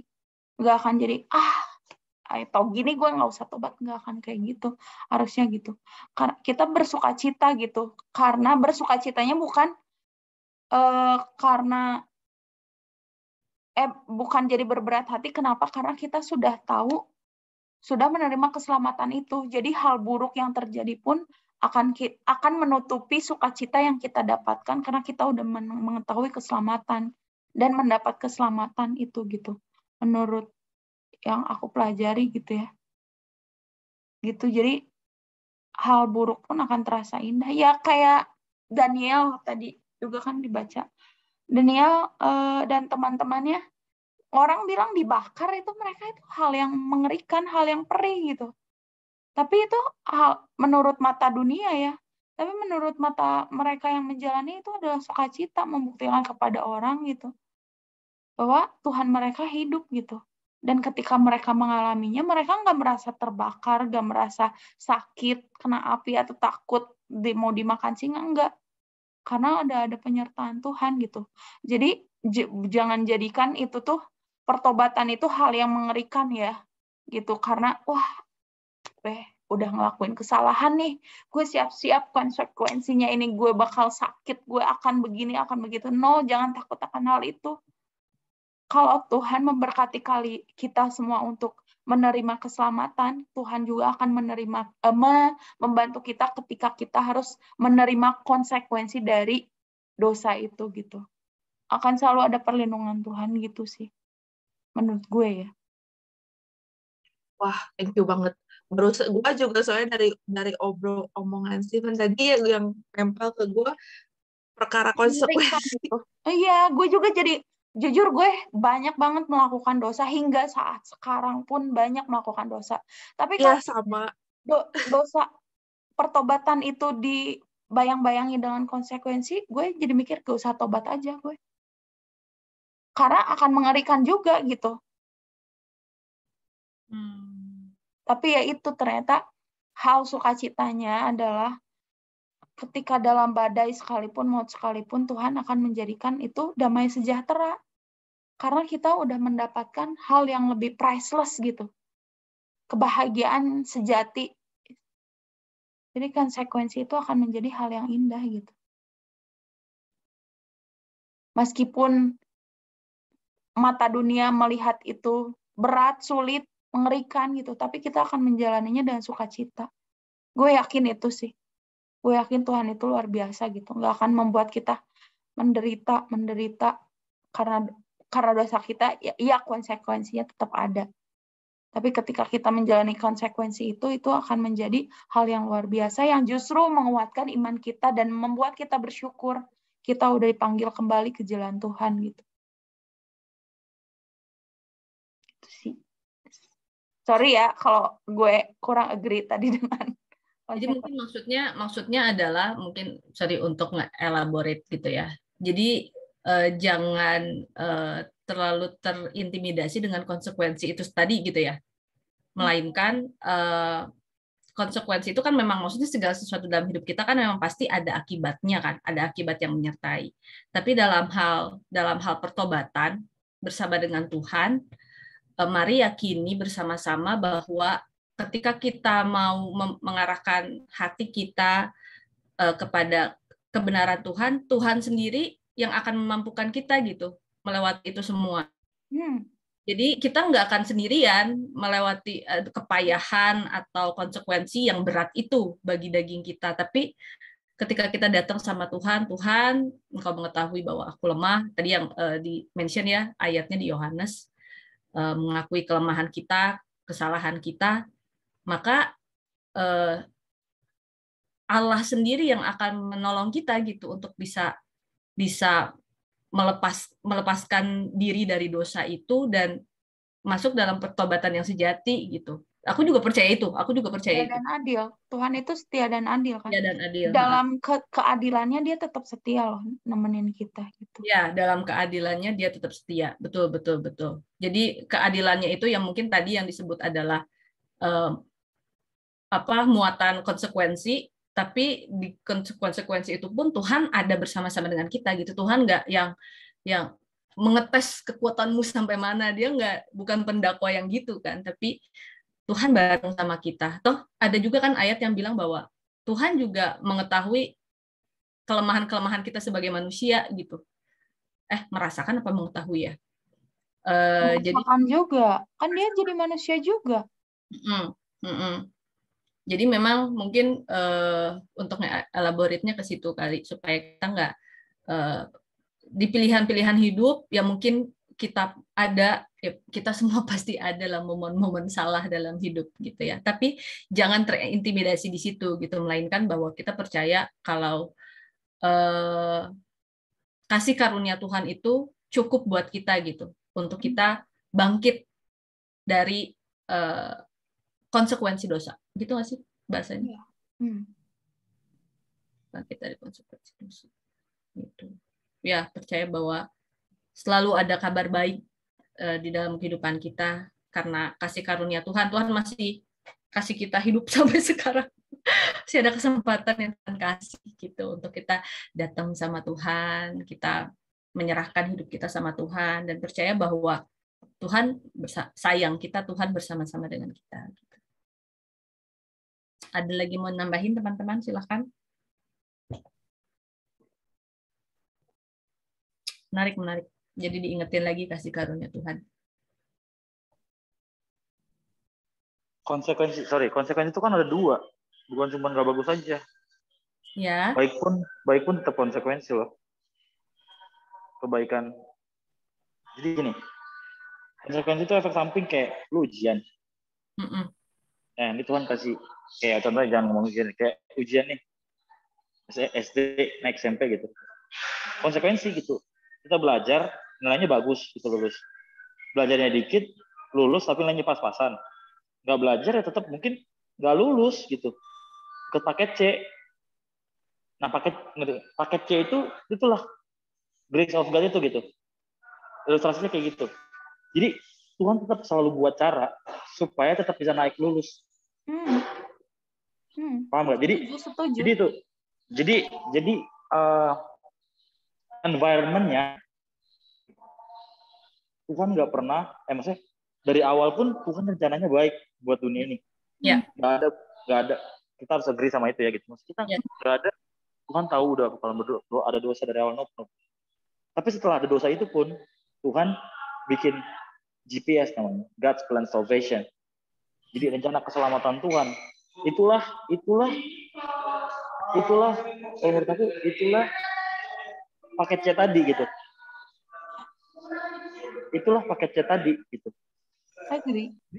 Jadi lu tetap harus susah-susah makan, cari makan tetap konsekuensinya tetap dosa kan, tetap harus ada kematian, harus susah cari makan, kan gitu. But at the end gitu, kalau kita ikutin rencananya Tuhan, konsekuensinya itu gitu. Eternal life itu akan bisa kita dapetin kembali. Tetapi pakai caranya siapa gitu? Bukan caranya saya, tapi caranya Tuhan. Kayak gitu. Jadi kalau bicara tadi kayak konsekuensi, seperti kayak it's so scared gitu, mengerikan. It's true, mengerikan. Neraka itulah kasih karunia Tuhan gitu. Tuhan sudah kasih option, Tuhan sudah kasih limit, Tuhan sudah kasih option buat kita untuk ikut jalannya Tuhan. Tapi apa ya, kekurangan kasihnya kita sama Tuhan, itulah neraka itu sebetulnya gitu. Jadi kalau orang-orang sering bilang, oh neraka itu api yang akan menghanguskan segalanya, akan membakar orang selama-lamanya. Nope. Neraka itu bukan purgatori ya, kalau mungkin orang-orang di Indonesia lain bilang purgatori, itu yang bakalan dibakar-bakar sampai hangus. Nope. That's kasih karunia, that's grace itu gitu. Karena kita nggak akan bisa nyatu sama pikirannya Tuhan. Karena kita nggak bisa punya visinya Tuhan kalau hidup kita tuh terus mengikuti apa yang kita mau. Bisa get ya sampai di situ ya. Jadi what I'm telling tonight, bahwa konsekuensi itu selalu ada, betul. Setiap pilihan yang kita ambil selalu ada konsekuensinya. Dan konsekuensi kebaikan pun itu juga ada konsekuensinya seperti itu. Tapi baik menurut siapa? Jahat atau nggak baik menurut siapa? Ya kan? Ini yang sering kita salah paham. Jadi kita lihat, oke, dia diberkati, padahal dia, kok nih koruptor, kayaknya mana-mana aja, tenang aja hidup-hidupnya. No, pakai kacamata siapa? Baiknya ini kacamata siapa? Gitu. Jadi itu yang aku sampaikan, bahwa bukan baik dengan apa yang, maka tadi aku coba singkirkan bahwa blessing and materialism is totally different. Berkat sama material itu dua hal yang berbeda. Yes. Material is part of blessing. Part of blessing, yeah. But it's also part of a curse. Yeah. Cursing. That's what I mean. Jadi itu cuma medianya aja gitu. Tapi ketika kita bicara soal berkat, lihat siapa yang ngasih, dan the way bagaimana kita menggunakan hal tersebut. Even blessing sekalipun bisa jadi cursing kalau kita salah gunakan. Talenta kita contohnya, uang kita, ya kan? Waktu kita, benar nggak? It's a blessing sebetulnya. Makanya aku lebih menekankan bagaimana bahwa setiap pilihan-pilihan yang kita ambil saat ini, sebelumnya atau bahkan nanti yang akan datang, there's always be consequences. Kayak gitu. Dan itu nggak bisa di rewind lagi gitu. Kayak gue maunya dulu gitu ya, gue rokok dulu nih. Gue maunya kalau bisa di rewind nggak ngerokok, supaya paru-paru gue mungkin bersih nih. Itu nggak ada yang tahu gitu. Berapa tahun kemudian nanti mungkin paru-paru gue bolong atau bagaimana, who knows gitu. But it's consequences, walaupun gue udah nggak ngerokok nih udah 10 tahun belakangan ini gitu. Gets nggak? But it's always that konsekuensinya tetap ada. Walaupun pertobatan itu sudah dijalanin. Iya, agree kok. Tadi gitu. udah oke kok Pak itu. Dan kita juga, dan iya benar kamu tadi sesuai semua kok yang kamu sampaikan. Dan kita juga setuju dengan itu. Cuman tadi lebih ke arah konsekuensinya dari dosa. Konsekuensi dari dosa, bukan hal baik, kita juga tahu ada konsekuensinya, hal yang baik juga gitu. Aku mau komen, boleh nggak? Aku ngedengerin nih terakhir. Boleh Kak? Boleh Kak. Kalau aku gitu ya, ngomongin konsekuensi. Tapi itu kayak misalnya kita belum nih, terus kita ngerokok gitu ya. Terus kita bertobat. Terus kita udah nggak ngerokok lagi nih pas bertobat gitu. Terus nggak tahu nih one day one day paru-paru kita ternyata ada masalah gitu.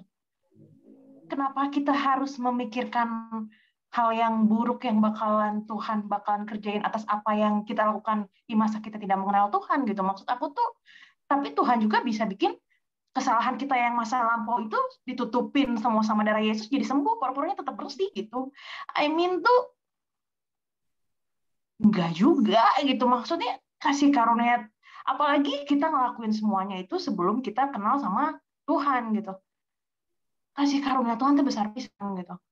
Kalau misalnya kita sekarang, iya betul gitu, iya betul gitu, iya betul orang ujian, betul sih saya juga setuju orang ujian nggak belajar sama orang yang belajar, sama orang yang berdoa dan belajar, pasti harusnya berbeda gitu. Harusnya yang paling unggul ya orang yang berdoa dan belajar gitu. Tapi orang yang belajar sama orang yang belajar dan berdoa sama, jadi ya betul sih. Tapi maksud aku tuh, aduh, sorry tapi saya agak nggak setuju. Waktu kita belum kenal Tuhan kita ngerokok nih, terus udah gitu kita bertobat, terus akhirnya kita nggak ngerokok nih.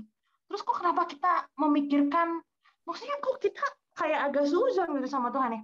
Jadi susah ya, ini pas bertobat malah jadi susah ya Kak, maksudnya. Iya, kok kita one day kita nggak tahu nih, one day suatu hari siapa tahu paru-paru kita jadi ada masalah.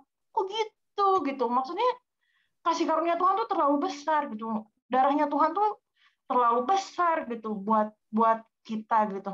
Dia juga bisa bikin kesalahan kita yang masa lampau itu jadi seolah-olah nggak ada sama sekali, paru-paru kita tuh bisa bersih gitu. Menurut gue ya. Bisa aja gitu juga, tergantung rencana Tuhan atas kita, Kak. Kalau Tuhan bikin itu sembuh atau bersih, itu bisa happen gitu, bisa terjadi. Jadi jangan batasi Tuhan dengan pemikiran manusia menurut gue ya. Yes, betul sekali. Iya betul, terus jangan terlalu dibayang-bayangin sama yang namanya konsekuensi. Agak setuju juga gitu. Jadi orang tuh kayak takut berada dalam pertobatan jadinya. Bukan berarti kita melegalkan kalau kita udah tahu salah gitu ya. Tapi yang namanya saya juga manusia gitu, daging mah ada-ada aja gitu. Bukan berarti, tapi setuju sekali tidak melegalkan dosa. Betul sekali. Betul tidak melegalkan dosa. Kak, sorry nih, jadi panjang lagi nih. sorry. Ini gue sedikit lagi ya. Jadi kalau tadi yang gue bilang tuh lebih efek samping ke arah jangka panjang. Oke. Tadi itu ilustrasi masalah sekolah dan juga masalah konsekuensi. Nah, saying jangan jadi takut. Oke, kita bertobat, konsekuensi tetap ada gini. Sekarang kalau mau dipikir-pikir, Roma 6 ayat 23, upah dosa apa harusnya? Maut. Gitu. Jadi kita hidup sekarang ini sebenarnya itu udah penuh dengan grace gitu. Ngerti nggak sih? Yes nggak sih? Cuman gitu, pemikiran-pemikiran seperti ini yang kadang-kadang kita dikasih jalan minta hati. Jadi aku lebih maksudnya bukan berarti aku bilang no, we cannot accept grace ini dengan penuh sukacita gitu ya. Dengan supaya nggak perlu ingat kejadian-kejadian yang lampau. Yes, betul. Kuasa Yesus itu luar biasa. Bahkan kalau dia mau, dia bisa sembuhkan gitu ya orang yang mungkin kayak gue nih perokok terus paru-parunya yang harusnya mungkin bolong tapi nggak jadi bolong. No, but a chance, itu yang gue bilang, that's a konsekuensi. A chance untuk bolong atau untuk cancer tetap ada. Kenapa? Karena gue merokok gitu. Kita nggak bisa hindarin itu gitu. Tapi bukan aku mau bilang bahwa ini menjadi bayang-bayang kita untuk nggak bertobat. No, karena results-nya ini belum results. Hidup kita sekarang ini belum results. Still proses, Kak. Grace itu ada sekarang ini. Bukan nanti di outcomes. Bukan nanti waktu Yesus datang. No. Proses kita bisa hidup sekarang dengan setiap pilihan-pilihan kita. Kita bisa kenal Yesus, kita bisa kenal benar. There's a grace. Makanya Paulus bilang, kebenaranlah yang memerdekakan aku. Kenapa? Karena belum aku kenal kebenaran, aku menjadi orang yang terbelenggu. Ya. Karena kita nggak tahu kebenaran. Tetapi ketika setelah tahu kebenaran, kita lepas dari segala belenggu. It's a freedom dikatakan. Itu yang memerdekakan aku dengan kebenaran. Dengan adanya kebenaran. Jadi konsepnya adalah gini. Outcomes itu nanti ketika Yesus datang. Itu yang aku bilang. Dosa-dosa kita itu dikumpulin. Ingat bangsa Israel, mereka punya namanya apa? Day of Atonement, hari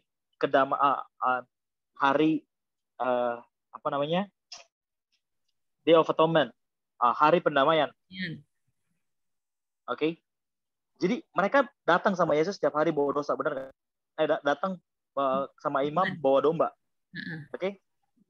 Bikin dosa bawa domba, bikin dosa ngaku bawa domba, bikin dosa ngaku bawa domba. Oke.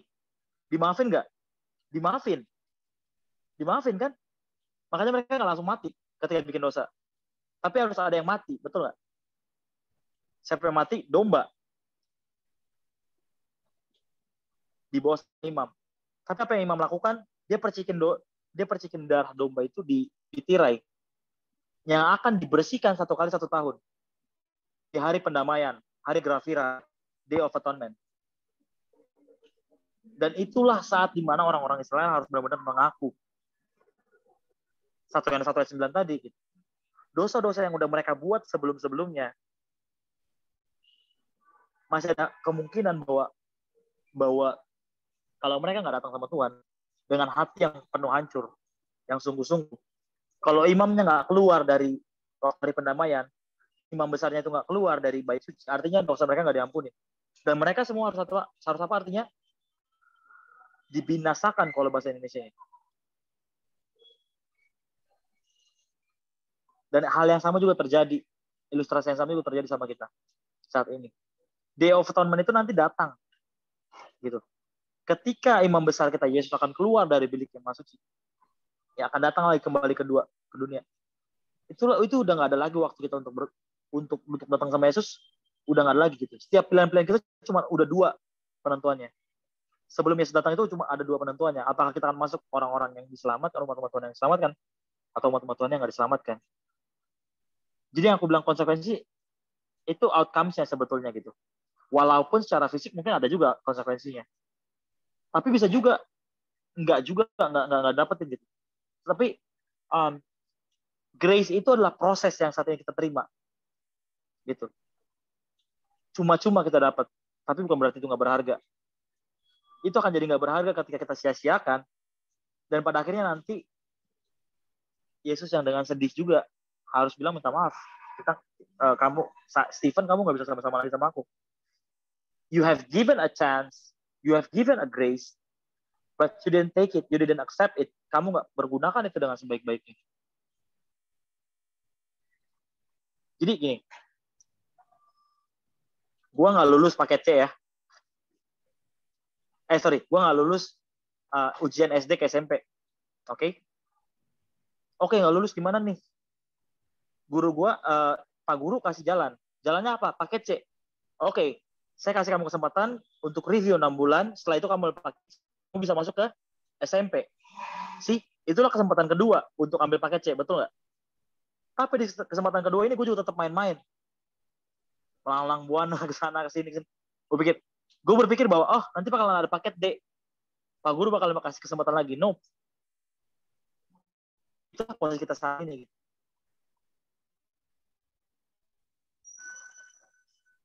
Ketika pintu kasihan tertutup, ketika saya meninggal, ketika nanti Yesus datang, no, there's no more chance. There's no more chance untuk bertobat. That's the end. That's the outcomes, that's the results. Jadi aku setuju sama yang Kak Vera tadi katakan bahwa yes, power of the blood, ada kuasa dalam darahnya, betul, yang menyucikan kita, bahkan memurnikan setiap dosa-dosa kita. It's forgiven. Tapi kalau pertobatan kita tidak sungguh-sungguh dan kita terus balik-balik lagi, kita menyanyiakan grace yang sudah dikasih, no, there's no power in the blood anymore. Kenapa? Karena pilihan-pilihan yang saya ambil, yang saya mau aja gitu. And at the end, itu yang aku sampaikan tadi, neraka itu bukan konsep bahwa hukuman Tuhan. No. itulah bukti kasih sayang Tuhan. Bahwa pikiran saya sama pikiran Yesus udah nggak sevisi lagi. Memang udah nggak mau saya ikutin apa yang Yesus mau. Itu kan neraka itu, teman-teman.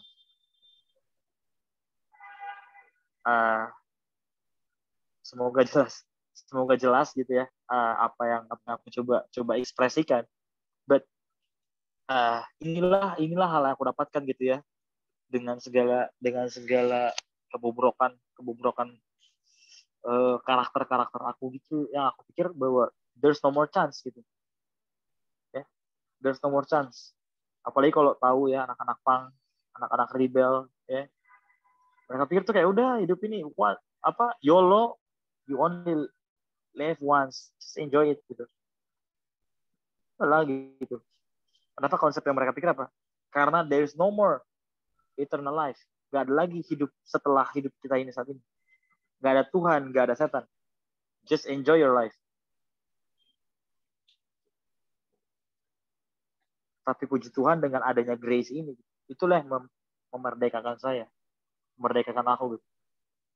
Yang selama ini mungkin mentok. There's no more hope. Hope sih, harapan. Ya aku mungkin ambil poin dari Kak Vera tadi. There's always be hope. Kalau ada harapan. Ketika saya datang sama Yesus.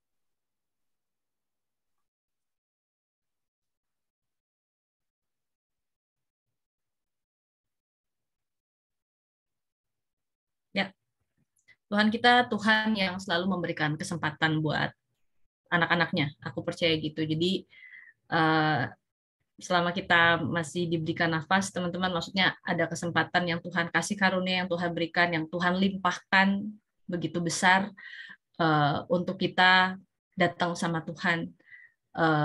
Jadi ya kita jangan putus asa dengan segala kelemahan kita, jangan putus asa dengan segala mungkin dosa-dosa kita. Mari terus, semakin banyak godaan atau semakin lu jatuh, mari selalu datang sama Tuhan. Di kitab Amsal bilang bahwa orang benar 7 kali orang benar itu jatuh, tapi dia bangkit juga karena datangan Tuhan. Jadi mari kita yakini bahwa kasih Tuhan jauh lebih besar dari segala dosa-dosa kita. Untuk itu mari dengan kesungguhan hati ya, tadi di-mention sama Stephen, dengan kesungguhan hati untuk kita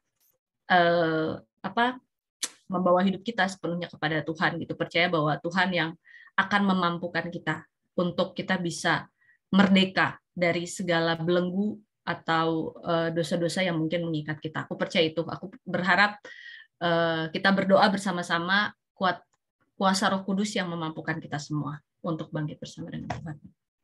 Oke, teman-teman, terima kasih untuk diskusinya yang menarik banget malam hari ini. Thank you untuk semua yang udah join, untuk semua diskusi kebenaran firman Tuhan yang kita boleh saling mengisi, saling mengoreksi, saling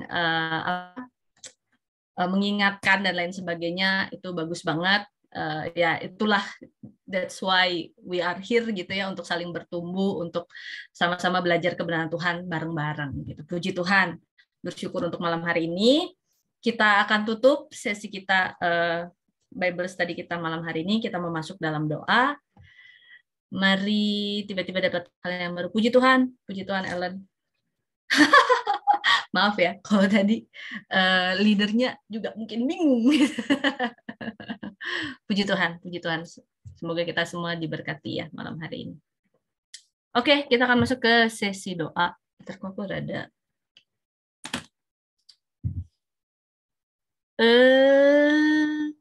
Siapa yang mau share screen? Aku ya. Kamu aja, Des. Okay. Wait for a minute. Kita akan berdoa. Udah muncul di teman-teman semua? Sudah? Sudah ya? Betul. Oke, pengumuman dulu. Minggu depan kita libur. Ya. Jadi kita akan lanjut lagi di week kedua bulan Mei. Itu adalah gue yang bawa ya.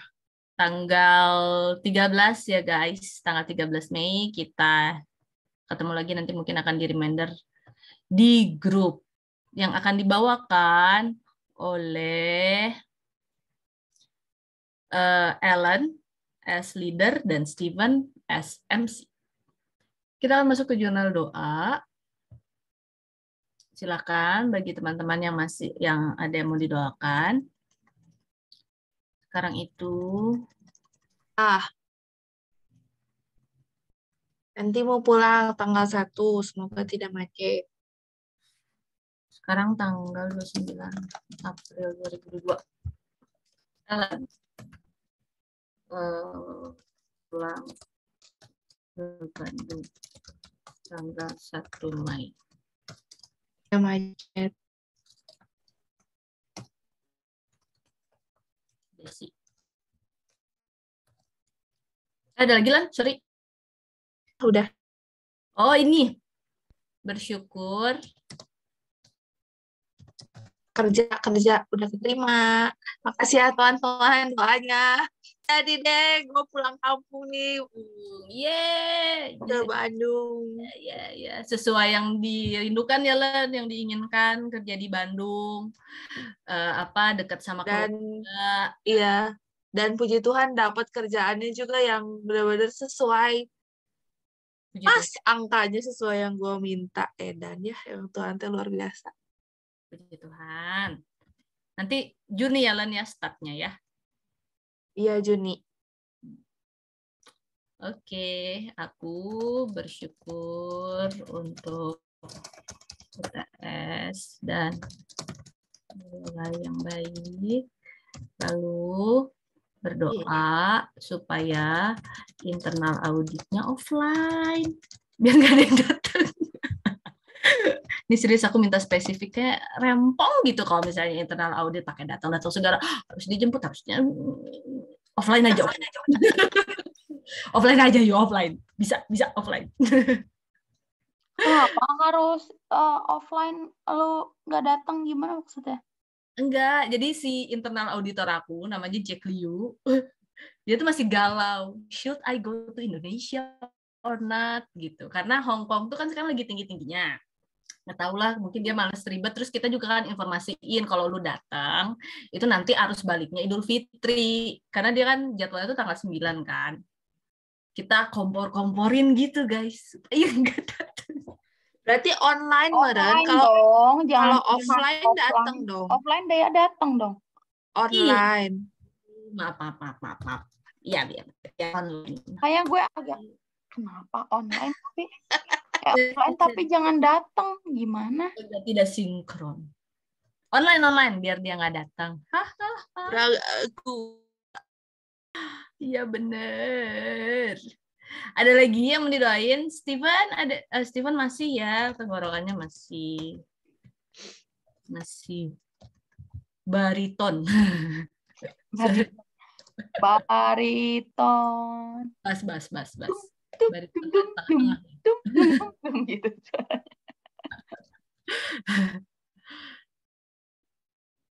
Apa sih Desi? Berdoa untuk kesehatan. Apa tuh si Yurika? Sofi.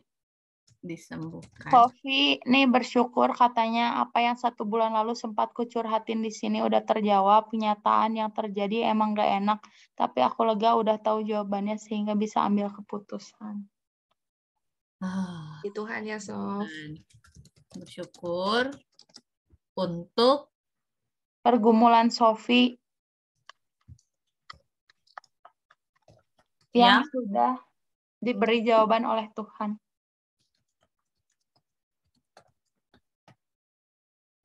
Oke, lanjut. Ocha. Semoga semua rencana dilancarkan. Amin. Semoga kuliah gue lagi dilema. Mau gimana-gimananya. Mohon Tuhan tunjukkan yang terbaik.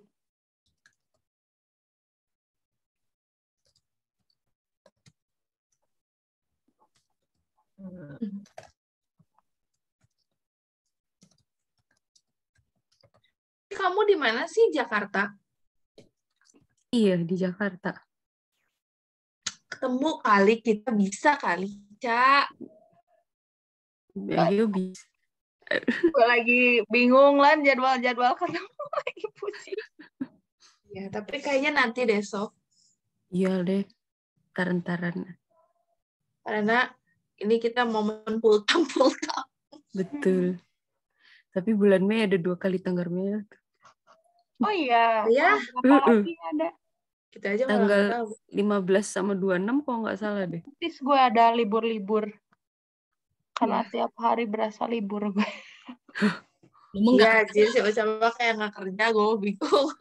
Kerjanya mau selalu. Oke, Kak Ferry ada lagi nggak yang mau Kak Ferry? Udah aja, makasih. Oke. Ini aku typo sih. Kak Vera masih bareng kita? Oke? Orang muda aja, aku mah. Ini sinyalnya putus-putus ya. Udah nyampe rumah tapi sinyalnya putus-putus. Gak apa-apa Kak, asal jangan cinta kita yang putus. Dadah. Oke, orang muda. 8. Kita doain aja untuk doanya juga. Raina.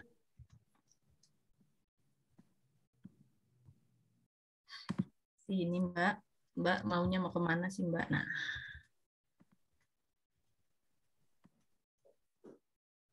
Oke. 1, 2.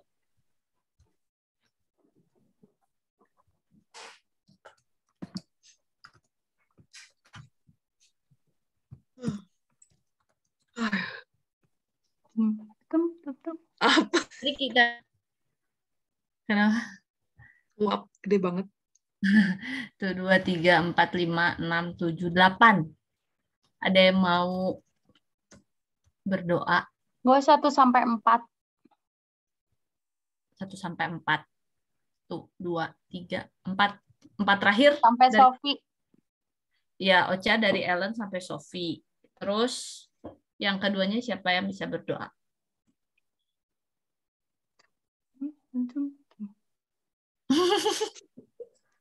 Nyerang. Sofi kemarin ya udah doa ya? Ya udah aku deh. Ellen bisa? Oke, siap. Sadari aja, sadari.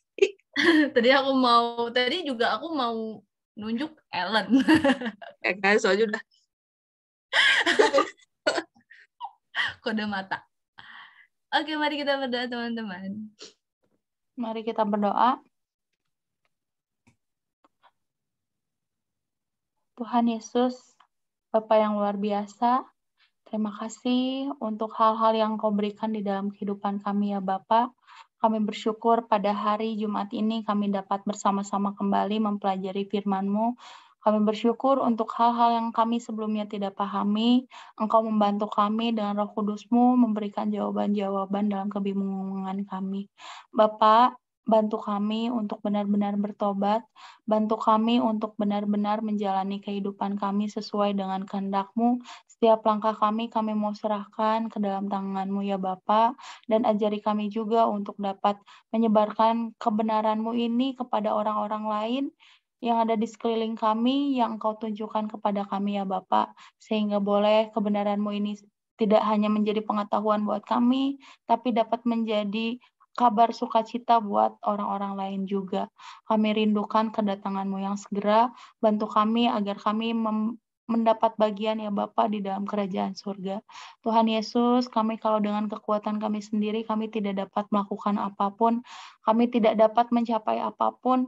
Oleh karena itu kami ingin benar-benar tangan-Mu saja, tuntunan-Mu yang benar-benar membantu kami dalam menjalani kehidupan di dunia ini ya Bapa. Kami mau minta ampun ya Tuhan untuk segala dosa-dosa yang telah kami lakukan. Kami mohon maaf apabila banyak sekali pikiran-pikiran kami yang menimbulkan dosa. Kata-kata kami yang menimbulkan dosa, yang bahkan mungkin membuat orang lain sakit hati. Kami mohon ajari kami untuk mengatakan kata-kata yang baik, kata-kata yang benar, yang mendatangkan sukacita buat orang lain. tapi benar-benar berasal daripadamu. Kami mohon maaf ya Bapa untuk segala tindakan yang tidak sesuai dengan kehendak-Mu. Tolong ajari kami juga agar hidup kami, hari-hari kami diajar untuk melakukan hal-hal yang benar, perkara-perkara surga. Tuhan Yesus, kami mau menyampaikan beberapa permohonan doa, kiranya Engkau berkenan mendengarkan, kami rindu juga Engkau untuk mengabulkan permohonan-permohonan doa kami. Tapi dari segala hal yang kami sampaikan, kiranya kehendak-Mu saja yang terjadi. Bapak, kami bersyukur untuk sahabat kami Ellen, akhirnya pergumulan yang dia doakan, yang dia sedang gumulkan, Engkau berikan jawaban, Engkau memberikan pekerjaan dia di tempat yang baru. Kami bersyukur cara-Mu yang luar biasa menuntun dia untuk kembali dapat bersama-sama dengan keluarganya sesuai dengan kerinduannya ya Bapak. Kiranya Ellen dapat bekerja dengan baik di tempatnya yang baru ini, dapat bersukacita, memiliki teman-teman yang baik, memiliki teman-teman yang membantu dia untuk semakin dekat kepadamu. Kami mohon juga supaya Ellen dapat menjadi terang di tempat pekerjaannya yang baru. Kami juga mau berdoa untuk Ellen yang akan melakukan perjalanan pulang ke Bandung. Kiranya Engkau lindungi dia di perjalanan. Kalau kerinduannya untuk tidak macet, semoga Engkau kabulkan juga, tapi biarlah terjadi yang terbaik sesuai dengan yang Engkau kehendaki.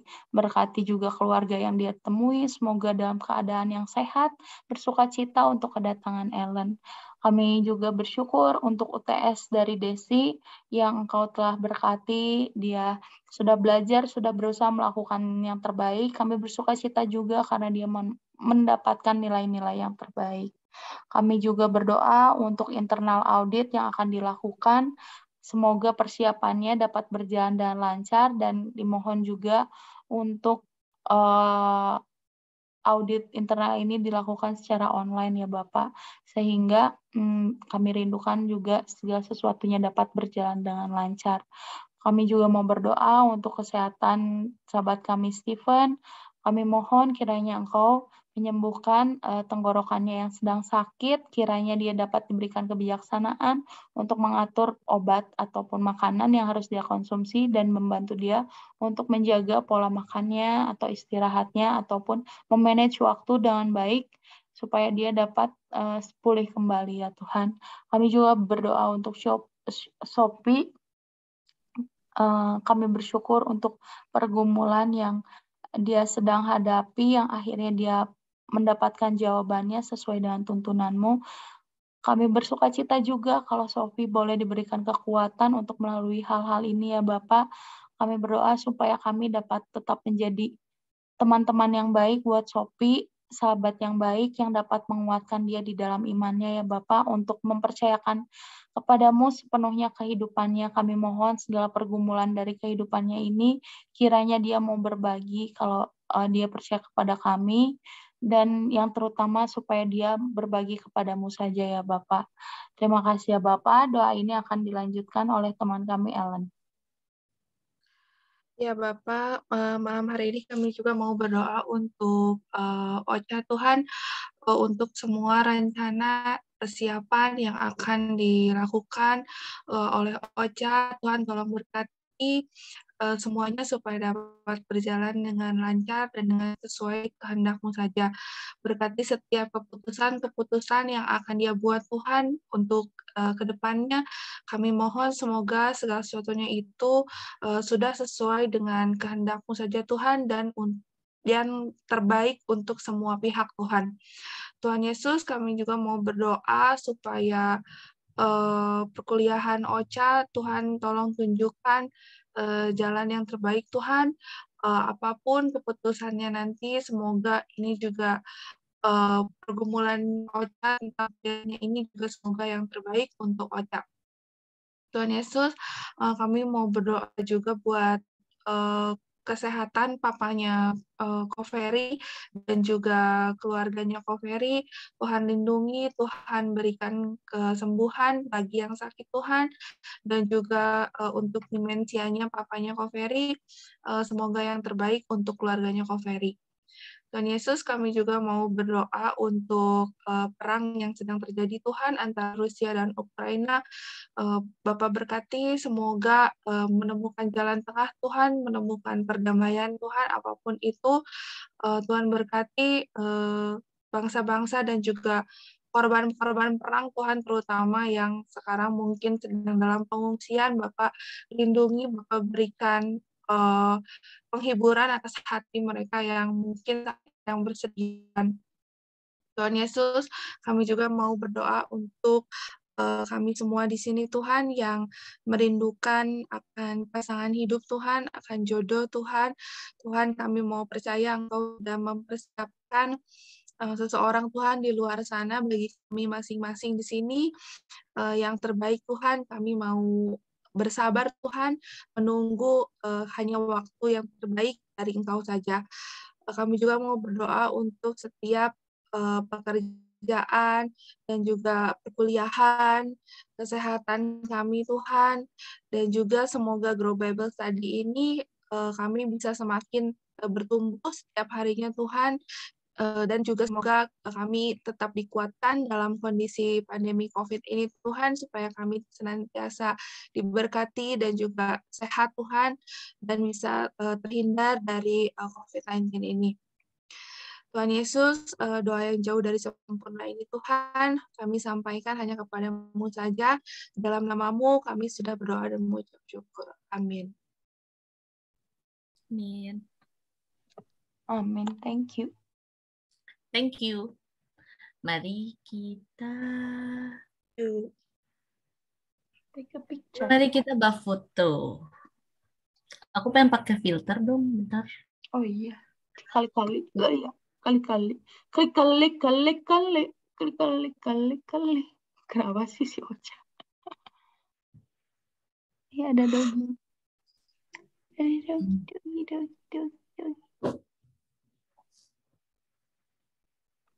Iya, aku mau yang itu, aku juga mau yang daun. Bentar. Gue ganti. Mana sih caranya? Aku nggak bisa ya. Gimana coba? Aku udah nandain yang itu. Ya udah gue ini aja. Oh, bisa. Wait. Atau gue jadi rusak. Oh iya ini. Ini aja deh. Ih, kok nggak ada? Ih, sebel. Ini aja lucu daun. Muncul sih guys. Hello. Wait for a minute. Sorry. Ini aja deh, udah deh. Ini aja. Jangan. Muncul nggak sih di kalian? Oh, mana Desi ya? Nggak muncul Desi. Why? I don't know why. Bentar. Ih, sebel deh mau pakai filter malah gue yang nggak ada. Gags. Ih, udahlah. Capek ya? Emosi sendiri. Gue ini aja kita. Udah nggak jadi aku reaction aja nih apa dan malah jadi reaction orang pengen foto ya sebel. Yuk. Muka lu mana muka lu? Udah tahu apa yang terjadi Ellen, I don't know. Oh Ella, Nora. Aku tahu. Bentar guys. Lu tutup kameranya. Iya dong. Ya iya ya. Capek deh. Ada aja. Maafkan. Yuk. Kak Vera nggak mau pakai ini. Oh, dari handphone ya. Oke deh, Steven. Tuh. Ya, mata lu harus gitu. Gitu emang bater. Kan kekuatan. Siap. 1, 2, 3.